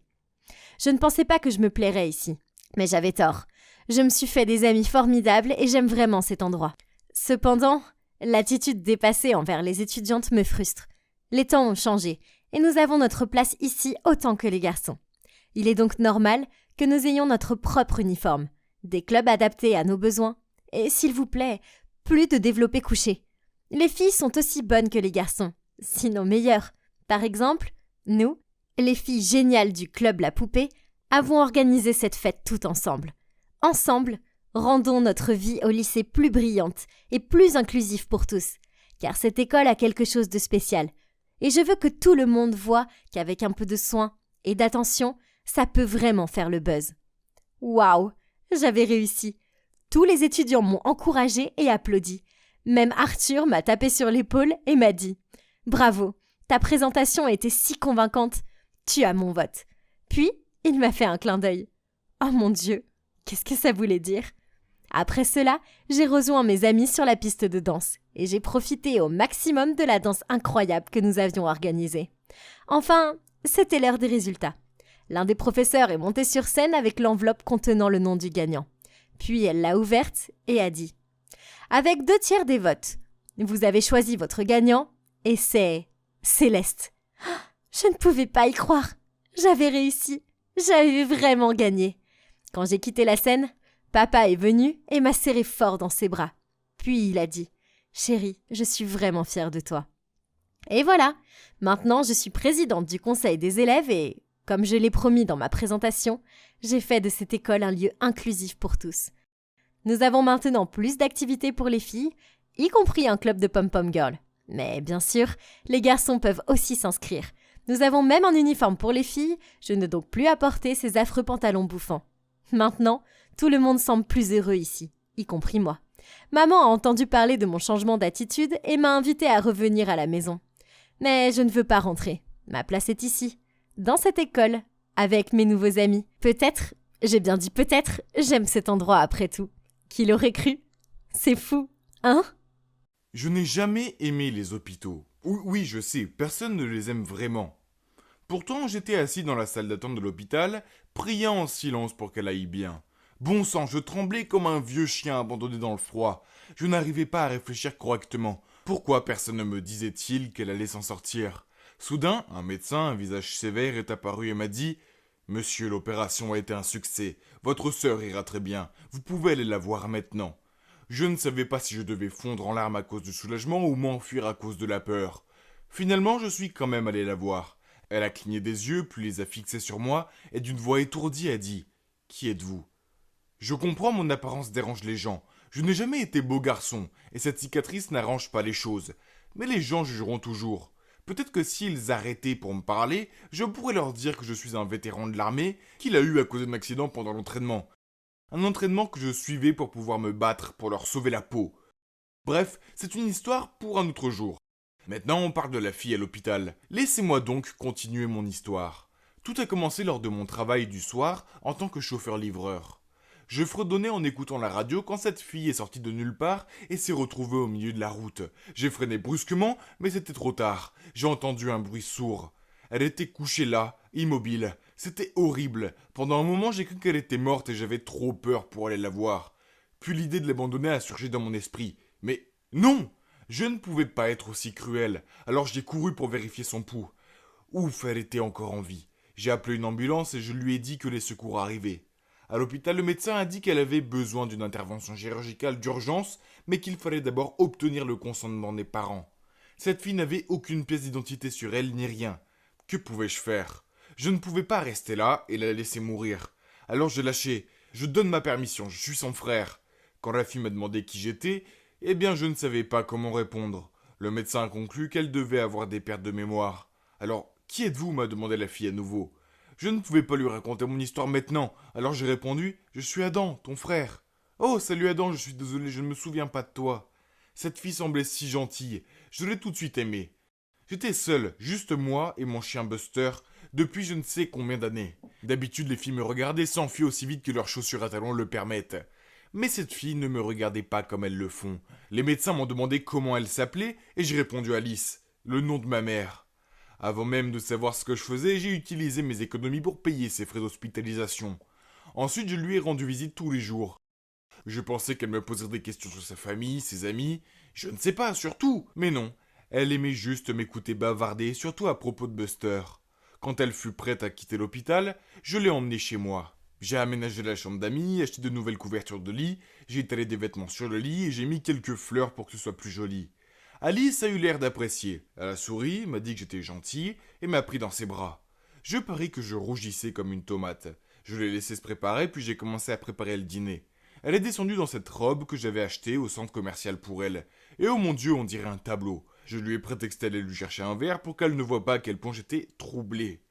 Je pensais qu'elle me demanderait des choses sur sa vie, mais non, pas une seule question. Alors j'ai décidé de lui dire quand même. Je veux dire, j'avais passé des jours à inventer l'histoire, alors autant la partager avec elle.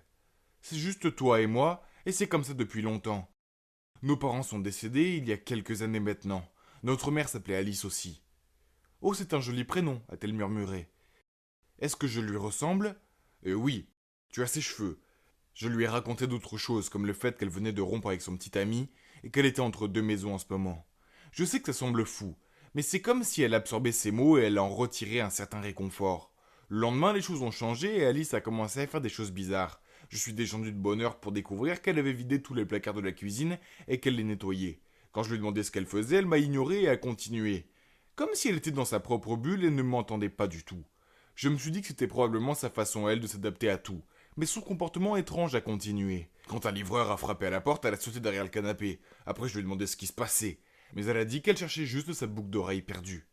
Une autre fois, j'attendais que mon émission préférée commence et nous étions tous les deux en train de discuter sur le canapé.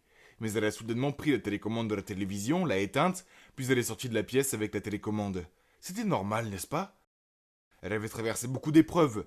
Peut-être que c'était une étape de son rétablissement. La plupart du temps, elle était une fille si douce et adorable. Elle me préparait toujours des encas à emporter au travail, et elle s'occupait tellement de Buster. D'accord, elle faisait toujours son rituel de nettoyage des placards tous les matins. Mais bon, nous avons tous nos bizarreries. Avoir une autre bouche à nourrir signifiait que je devais travailler plus d'heures. Mais cela ne me dérangeait pas. Pour une fois, je me sentais utile. Elle m'a aidé à trouver une raison de vivre à nouveau, au lieu d'exister sans but. Je lui apportais souvent des friandises à la maison, comme des biscuits ou de la pizza hawaïenne, ses préférés. Si je travaillais de nuit, elle m'attendait toujours. Je me sentais tellement bien quand j'arrivais à la maison et que je la voyais assise avec Buster. Je n'avais plus d'argent à la fin de chaque mois, mais j'avais quelque chose de plus, j'avais le bonheur. J'aimais cette fille, je l'aimais plus que tout, mais je ne pouvais pas le lui dire, car elle pensait que j'étais son frère. Je savais que je devrais lui dire la vérité, mais je ne savais pas comment m'y prendre. Un matin, quand elle a fini de nettoyer les placards et que nous prenions le petit déjeuner, Je lui ai parlé du travail que j'avais à faire. Livrer un colis à Cherry Hill Street. Elle a écarquillé les yeux puis m'a dit qu'elle voulait venir aussi. C'était surprenant car elle m'avait montré aucun intérêt à quitter la maison auparavant. Je veux dire, elle refusait même de prendre Brewster pour une promenade. Mais j'ai accepté sans poser de questions. Je lui ai dit d'attendre le camion pendant que je livrais le colis. Mais quand je suis revenu, elle n'était plus là. J'ai couru dans tout le quartier à sa recherche. Puis j'ai vu une foule et on aurait dit qu'il y avait eu un accident de voiture. Mon visage a pâli. J'ai couru au plus vite que possible pour voir qui était la victime et heureusement ce n'était pas elle. Ouf! J'ai continué à regarder autour de moi et finalement je l'ai trouvée. Elle était assise sur le trottoir avec sa tête dans ses mains. Elle pleurait. Je me suis assis à côté d'elle et je lui ai serré dans mes bras. Elle avait peut-être trop peur d'être témoin de ce terrible accident. Puis quand elle était prête, je l'ai ramenée à la maison. Le lendemain matin, je suis descendu en m'attendant à la voir nettoyer les placards, mais elle n'était pas là. Je lui ai préparé des toasts et un café et je les ai montés dans sa chambre. Elle a ouvert la porte, m'a regardé fixement, puis a dit « Je me souviens de tout. Je sais que tu n'es pas mon frère. Alice, je suis vraiment désolé, je voulais juste t'aider. » Elle m'a crié dessus « Je ne m'appelle pas Alice !» Puis elle est passée devant moi en trombe. Je me suis précipité derrière elle et j'ai entendu la porte se refermer. Elle était partie. Alors c'était tout. J'étais de retour à ma vie solitaire et triste. Chaque jour avec le travail, je rentrais à la maison et je ne voyais personne qui m'attendait. Pas de repas chaud, pas de rire, rien qu'une maison vide et ennuyeuse. 3 mois ont passé et un jour je livrais des cartons à ce riche propriétaire de magasin. Les cartons étaient très lourds et l'un d'entre eux est tombé dans mes bras et a chuté le sol. Le propriétaire du magasin a commencé à me crier dessus. « Espèce d'idiot, je ne te paye pas pour être négligent. » Mais qu'est-ce que je peux espérer? Tu n'es même pas capable de t'occuper de ton propre visage. Je n'ai rien dit. Au contraire, j'ai regardé mes pieds, puis j'ai entendu des pas. J'ai levé les yeux et elle était là. C'était Alice. Oh non, je ne voulais pas qu'elle me voie me faire mépriser comme ça. Soudain, elle a crié. « Hé, ce n'est pas parce que tu as de l'argent que tu peux dire n'importe quoi aux autres. Excuse-toi auprès de lui ou je ne te lâcherai pas. » L'homme a ricané et lui a dit de s'en aller. Je ne pouvais pas supporter ça, alors je suis parti, mais Alice s'est précipitée après moi et m'a appelé. « S'il te plaît, Adam, laisse-moi te dire la vérité. » Je me suis arrêté de marcher et c'est là qu'elle m'a tout dit. Il s'avère qu'elle n'a jamais perdu la mémoire. Elle a fait semblant parce qu'elle voulait échapper à sa vie misérable. Son mari était un homme cruel qui l'a trompée, la battait et l'a dominée. Il était un célèbre présentateur de télévision. C'est pourquoi elle a éteint la télévision cette fois-là, car elle l'avait vu à la télé. Elle se cachait quand on sonnait à la porte, car elle était terrifiée à l'idée que ce soit lui. Et elle rangeait le placard chaque matin par habitude, car si elle ne le faisait pas à la maison, il la battait. Quoi? Mais c'était fou! J'avais besoin de réponses, alors je lui ai demandé. Donc, tu as fait semblant de retrouver la mémoire et cette colère. C'était un mensonge? Adam, je suis vraiment désolé. Je savais que je ne pouvais plus t'entraîner dans ma vie privée. J'habitais dans la rue de Cherry Hill. C'est pourquoi je suis venu avec toi. J'ai découvert que mon mari pensait que j'étais morte. Alors il a épousé une autre femme. Je lui ai fait signer les papiers du divorce et m'ai libéré. Je l'ai aussi obligé à me donner une pension, sinon je ruinerais sa précieuse carrière. Puis elle m'a tendu de l'argent et m'a dit que c'était pour couvrir les dépenses pendant qu'elle vivait avec moi, et qu'elle m'enverrait aussi de l'argent pour couvrir ses frais d'hôpital. Nous nous sommes serrés l'un contre l'autre et j'ai pleuré comme un bébé. C'était trop pour moi. Mais à ma grande surprise, elle a souri et m'a serré la main et m'a dit « Salut, je suis Julia, c'est un plaisir de te rencontrer. » Après cela, grâce à son ex, Julia a pu acheter une jolie petite maison. En fait, je l'aide à la rénover. Nous sommes devenus de très bons amis. Pour être honnête, le simple fait de la regarder me retourne l'estomac. Je l'aime tellement. Je sais que je dois lui dire. La vie est bien trop courte pour ne pas le faire. Si elle dit non, eh bien, au moins j'aurai toujours son amitié, n'est-ce pas? Je n'ai peut-être pas l'air d'un mannequin, mais je suis une bonne personne. Julia m'a appris à le réaliser. J'espère qu'elle dira oui, mais advienne que pourra. Souhaitez-moi bonne chance. Je suis qui je suis, mais t'es juste trop égoïste pour l'accepter. Et aussi, tu aimes la personne que tu as créée dans ton fantasme, pas moi. Donc je pense qu'on devrait en finir ici. C'est pour le mieux. Alors, c'est moi là, ouais, la fille qui pleurniche. Et le garçon, c'est Édouard, l'amour de ma vie. Je savais que ça arriverait. C'était écrit dans mon horoscope, et celui d'Édouard. C'était écrit dans les étoiles. Comme c'était injuste. Tout a commencé par une journée normale et ensoleillée. J'ai commencé ma journée, comme je le faisais toujours, en lisant mon horoscope. Mes yeux se sont écarquillés quand j'ai vu ce qu'il disait. Aujourd'hui, vos chemins vont se croiser avec votre âme sœur. Oh, ça y est, j'allais enfin rencontrer mon prince charmant. J'étais tellement contente que j'ai pris le chemin de l'école en sautillant. Ah, et au fait, je suis un soleil taureau et une lune poisson. Je comprends que tout le monde n'est pas aussi informé de ces choses que moi, mais en gros, ça signifie que je suis une fille timide, qui est craintive avec les étrangers, mais j'ai une grande empathie envers les autres. Cependant, mon principal trait de caractère est que je rêvasse pour échapper à la réalité. Le problème avec le fait d'être une rêveuse, c'est que les autres me disent constamment que je devrais être plus forte, plus effrontée, plus insolente. Non merci. C'est pas parce que je suis... Sérieusement, il devrait emprunter mon livre « Tout ce que vous devez savoir sur votre signe astrologique » et le consulter. Ou aller trouver un lion. Je fais tellement confiance à mes horoscopes que je vis ma vie en fonction d'eux. En fait, les horoscopes m'ont sauvé la vie plus d'une fois. Par exemple, il y a eu ce jour où j'ai refusé d'aller en classe à tout prix parce que mon horoscope du jour disait « Vous pourriez être victime d'un accident au travail ou à l'école, alors faites attention ». Et vous ne croirez pas ce qui s'est passé en cours de sciences. Un de mes camarades de classe a renversé de l'acide partout. Heureusement, personne n'a été blessé. Mais quand même, Dieu merci, je n'étais pas là. Les horoscopes sont très importants pour moi. Mais aussi mon amour pour les séries coréennes. Surtout les séries romantiques. Ah, j'adore. J'imagine toujours toutes sortes de situations mignonnes dans lesquelles je trouverai l'amour de ma vie, qui soit aussi beau, aussi drôle et aussi attentionné que les hommes principaux des séries dramatiques. Et c'est pourquoi aucun homme que j'ai vu n'a jamais répondu à mes attentes. Mais mon horoscope disait que ça allait arriver. Alors j'étais catégorique. Je me demandais à quoi il ressemblerait et quel serait son signe astrologique. Il devait sûrement être Cancer, n'est-ce pas ? On se rencontrerait par hasard, on tomberait amoureux, on surmonterait toutes sortes de difficultés ensemble et on vivrait heureux pour toujours. Ah oui, c'était tellement exaltant. Je rêvassais près de mon casier quand j'ai entendu des filles chuchoter à propos d'un nouveau garçon nommé Édouard. Curieuse, je me suis faufilée dans la foule et... Oh mon Dieu, ce gars avait un visage d'un Adonis grec. Est-ce qu'il pourrait être mon prince ? Il n'y avait qu'une seule façon d'en être sûre. Je devais découvrir son signe astrologique. Mais, comme je l'ai dit, je suis une fille timide. Alors, je n'allais pas m'approcher de lui et lui demander sa date de naissance, parce qu'il m'aurait prise pour une fofolle.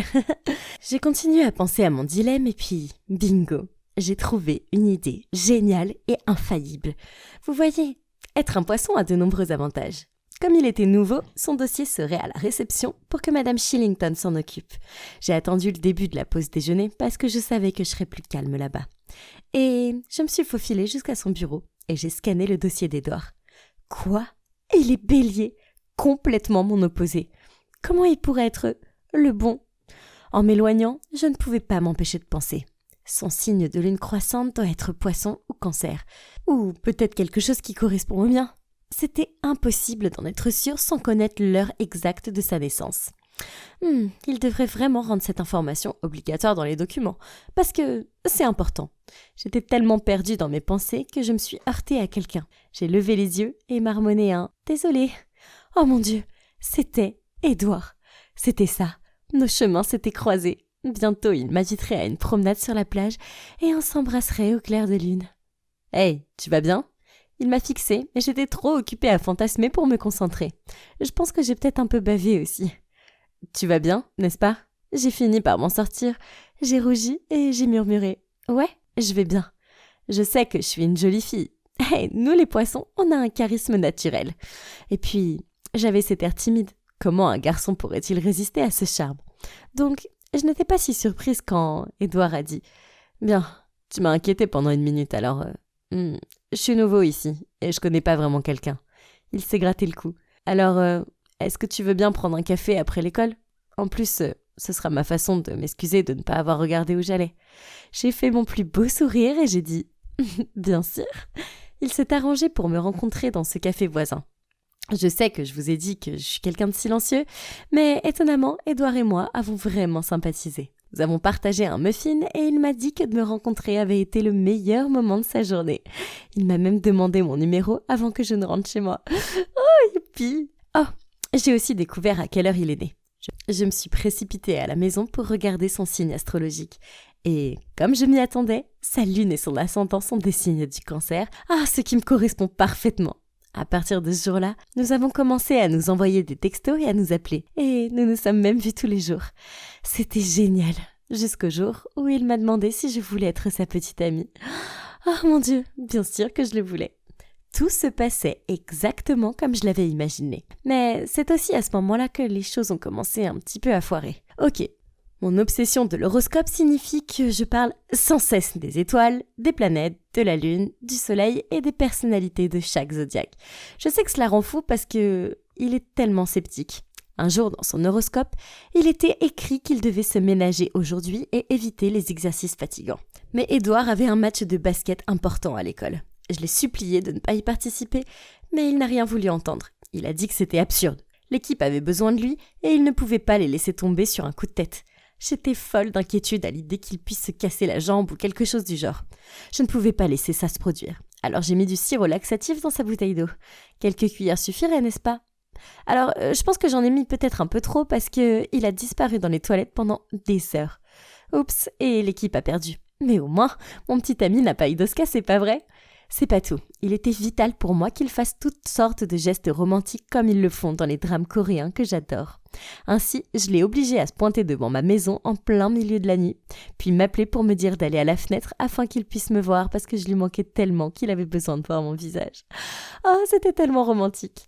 Oh, surtout quand il pleuvait. Rien n'est plus sexy que votre petit ami sous la pluie devant votre maison. Bien que je pensais que c'était tout à fait normal, Édouard ne le pensait pas. Il a pensé que j'étais folle, et il a fini par avoir un rhume après.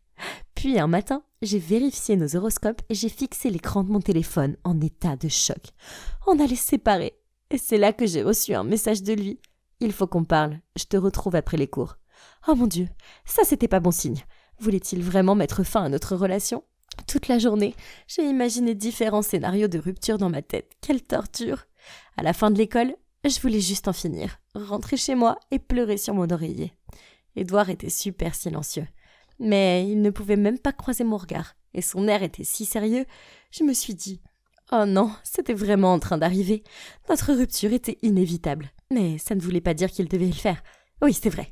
Alors, dès qu'il a commencé à parler, je me suis interposée et j'ai dit « Je suis désolée Édouard, mais on doit rompre. » Édouard a eu l'air confus.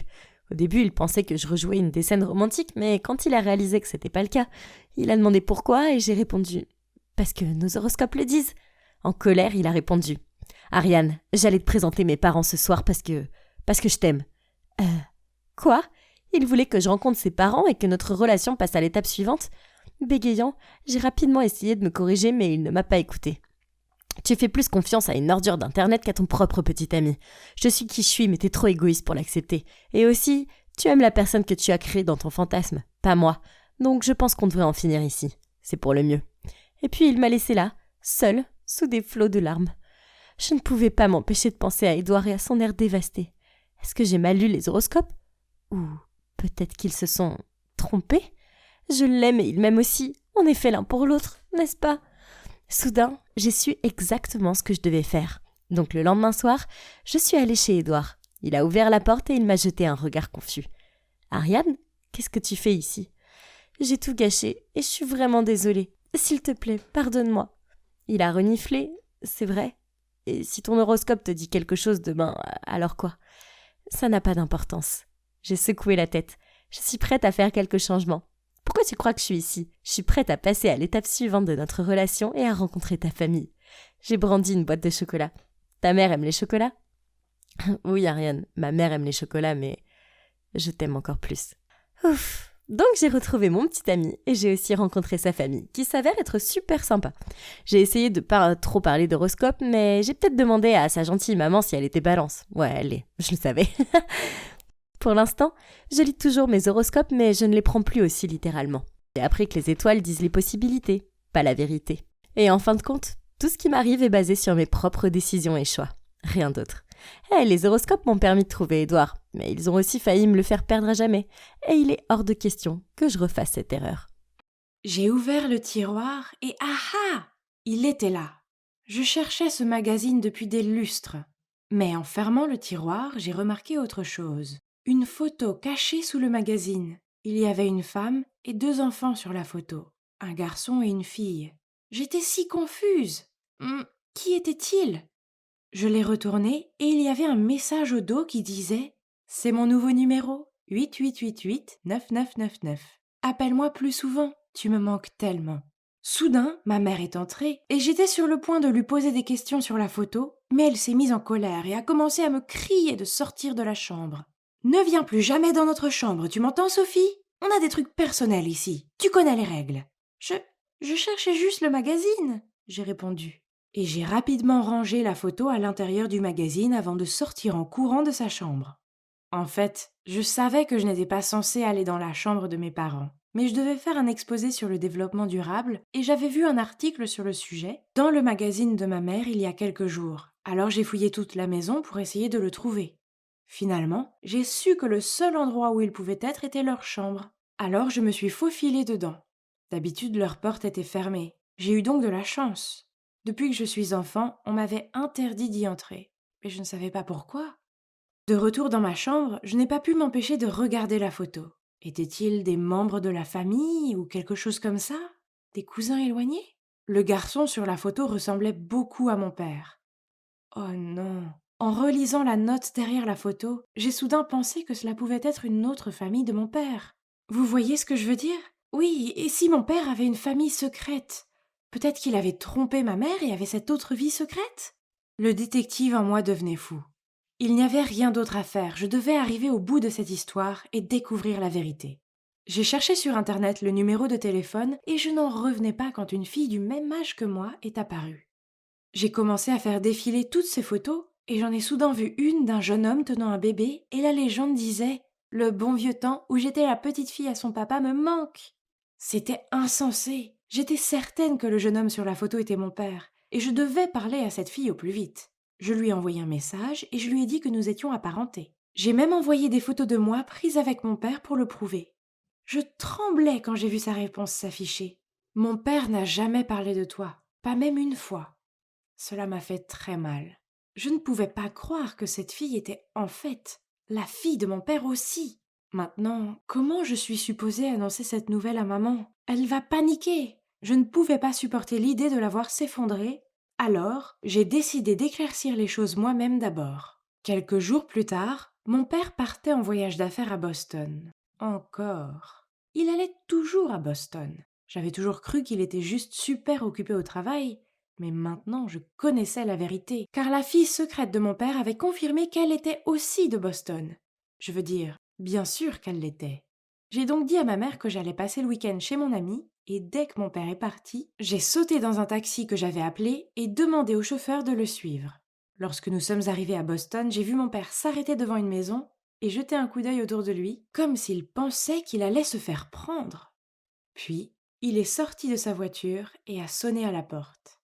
Une femme est venue ouvrir et ils ont immédiatement commencé à s'embrasser. Puis une jeune fille est apparue et, oui, c'était exactement les personnes sur la photo. Je tremblais tellement que j'ai fait tomber l'argent du taxi. C'était comme si mon père m'avait donné un coup de poing dans la poitrine. J'étais si bouleversée. Il y avait toute cette autre famille dont maman et moi n'avions aucune idée. Je ne pouvais plus le supporter. Maman ne méritait pas ça. Je me suis dirigée vers la maison et j'étais tellement concentrée sur ce que j'allais dire à mon père que je n'ai même pas remarqué qu'une camionnette s'arrêtait juste à côté de moi. Soudain, tout est devenu noir et j'ai réalisé qu'on m'avait bandé les yeux. Une énorme main recouvrait ma bouche et je ne pouvais même pas crier. J'ai senti qu'on mettait du ruban adhésif sur mes lèvres, les scellant. Puis quelqu'un m'a tiré en arrière et m'a poussé dans une sorte de voiture. Oh mon Dieu, j'étais en train de me faire kidnapper. Pourquoi? Mon père m'avait-il vu et maintenant il essayait de couvrir ses traces? C'était comme dans un film. Ils m'ont même attachée. Après ce qui a semblé être une éternité, nous nous sommes finalement arrêtés et j'ai été traînée hors de la voiture dans un bâtiment froid et sombre. Quelqu'un a enlevé mon bandeau, mais il faisait si sombre à l'intérieur que je ne pouvais rien voir à part une seule ampoule au-dessus de ma tête. On a enlevé le ruban adhésif sur ma bouche et on m'a détachée. Je voulais sortir de là en courant, aussi vite que possible, mais j'étais terrifiée. 2 hommes habillés en noir se tenaient dans la pièce, et l'un d'eux m'a lancé un regard furieux en disant « Ils pensent qu'ils peuvent te cacher pour toujours. Ha ha ha. » « Qui êtes-vous » j'ai crié. « Où suis-je? Si c'est de l'argent que vous voulez, appelez mon père. S'il vous plaît, laissez-moi partir. » j'ai dit avec une voix tremblante. « Ne vous inquiétez pas, nous n'allons pas vous faire de mal, et nous n'avons même pas besoin d'argent. C'est tes parents qu'on veut. Dans 3 semaines, ils seront sortis de prison, et ils devront venir ici pour te récupérer. Et c'est alors qu'on pourra vraiment vous punir tous pour avoir connu trop de secrets sur notre compte. » Je n'avais aucune idée de ce dont il parlait. La prison? Mes parents ne sont pas en prison. Vous vous trompez de personne. L'un des hommes s'est mis à rire et a dit « Ça fait 12 ans et tu n'es toujours pas au courant ?» Puis, il est parti en riant à en pleurer. Quoi? De quoi parlait-il? Rien de tout cela n'avait de sens. Mon père était un homme d'affaires et ma mère était une femme au foyer. C'était un gros malentendu. C'était forcément ça. Il m'avait enfermée dans cette pièce sombre. J'ai essayé de crier et de frapper à la porte, mais personne ne m'a entendu. Ou s'il m'entendait, il s'en fichait. Les jours suivants ont été les pires de ma vie. Je ne pensais pas que je survivrais. 2 fois par jour, quelqu'un glissait de la nourriture sous la porte, et je passais la plupart du temps à essayer de trouver un moyen de m'échapper. Il n'y avait pas de fenêtre, mais il y avait une petite bouche d'aération, et si j'arrivais à l'ouvrir, je pensais que je pourrais ramper à travers et sortir de cet endroit dégoûtant et minable. Heureusement pour moi, il m'avait donné une fourchette pour manger, et je l'ai lentement utilisée pour desserrer les vis de la grille de la bouche d'aération.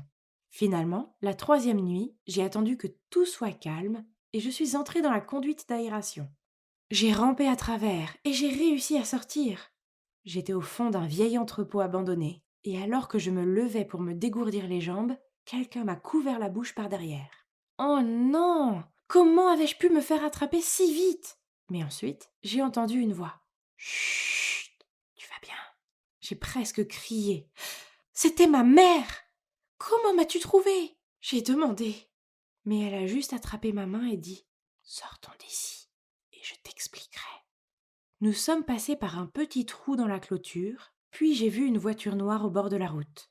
J'ai recommencé à paniquer, mais ma mère m'a dit que c'était pour nous. Et alors qu'on montait dedans, elle a dit au conducteur « Je l'ai récupéré, Eric. Allons-y. » C'est seulement à ce moment-là que j'ai enfin regardé ma mère et que j'ai réalisé ce qu'elle portait. Elle était toute en noir et ressemblait à une espionne ou quelque chose comme ça. Maman, qu'est-ce qui se passe? Ma mère s'est mordu la lèvre et a dit qu'elle ne pouvait plus me le cacher. Ce qu'elle m'a dit ensuite était incroyable. Il s'avère que mes parents n'étaient pas mes vrais parents. Mon père et ma mère biologique étaient membres de cette mafia. Mais il y a 12 ans, on leur a confié une mission impossible et ils ont refusé de l'accomplir. Alors leur patron a dit qu'il me ferait du mal pour les punir. Mes parents n'ont eu d'autre choix que de se rendre et de demander à la police de me protéger. En retour, ils ont donné à la police des informations confidentielles sur la mafia. Wow, j'étais choquée. Donc, tu n'es pas ma mère? Mes vrais parents sont en prison? J'avais l'impression que ma tête tournait. Comment ma vie a pu devenir aussi délirante? Ouais, ils sont en prison. À l'époque, la police a pris d'assaut le quartier général de la mafia, mais le patron avait réussi à s'échapper. C'est pourquoi nous t'avons mis dans le programme de protection car nous savions qu'il viendrait te chercher. C'était trop. Je ne voulais pas d'une vie aussi dramatique. Puis je me suis soudainement rappelé qu'il y avait plus de drame. Maman, j'ai découvert que papa te trompait, alors je l'ai suivi ici à Boston. Tu l'as suivi aussi? Je veux dire, comment tu m'as trouvée? C'était trop bizarre. Maman n'avait pas l'air triste du tout. Elle a dit, en fait, il ne me trompait pas. Cette femme et ses enfants sont sa famille. Tu vois, à l'époque, lui et moi étions les 2 seules personnes assez qualifiées pour t'adopter. Donc il a quitté sa famille pour simuler notre vie de famille afin de te protéger. Cela faisait partie du programme de protection. Mais sa famille lui manquait tellement. C'est pourquoi il retournait les voir la plupart des week-ends. Je suis vraiment désolée, Sophie. On ne s'attendait pas à ce que ça se passe comme ça. Quand tu n'es pas rentrée à la maison dimanche, j'ai utilisé le GPS de ton téléphone et c'est comme ça que je t'ai trouvée. Ok, ma tête tournait encore plus. Non seulement ils n'étaient pas mes vrais parents, mais ils n'étaient même pas un vrai couple. C'était de la folie absolue. Et tout ça pour me protéger? Waouh! Et en fait, ça a plutôt bien marché, parce qu'en me suivant à la trace, ils ont trouvé la cachette du nouveau patron. Et maintenant, la police est arrivée, et il a finalement été arrêté. Quant à moi et ma famille, nous devions faire semblant d'être une vraie famille pour le moment. Et en fait, ce n'était pas si difficile parce que je les aimais tellement et qu'ils avaient sacrifié les 12 dernières années de leur vie pour me protéger. Je leur serais éternellement reconnaissante. Et mes parents biologiques sortiraient bientôt de prison et je serais alors réunie avec eux. Je ne me souviens de rien à leur sujet, mais ils ont aussi sacrifié leur vie pour me protéger. Alors, ils doivent être vraiment géniaux, n'est-ce pas?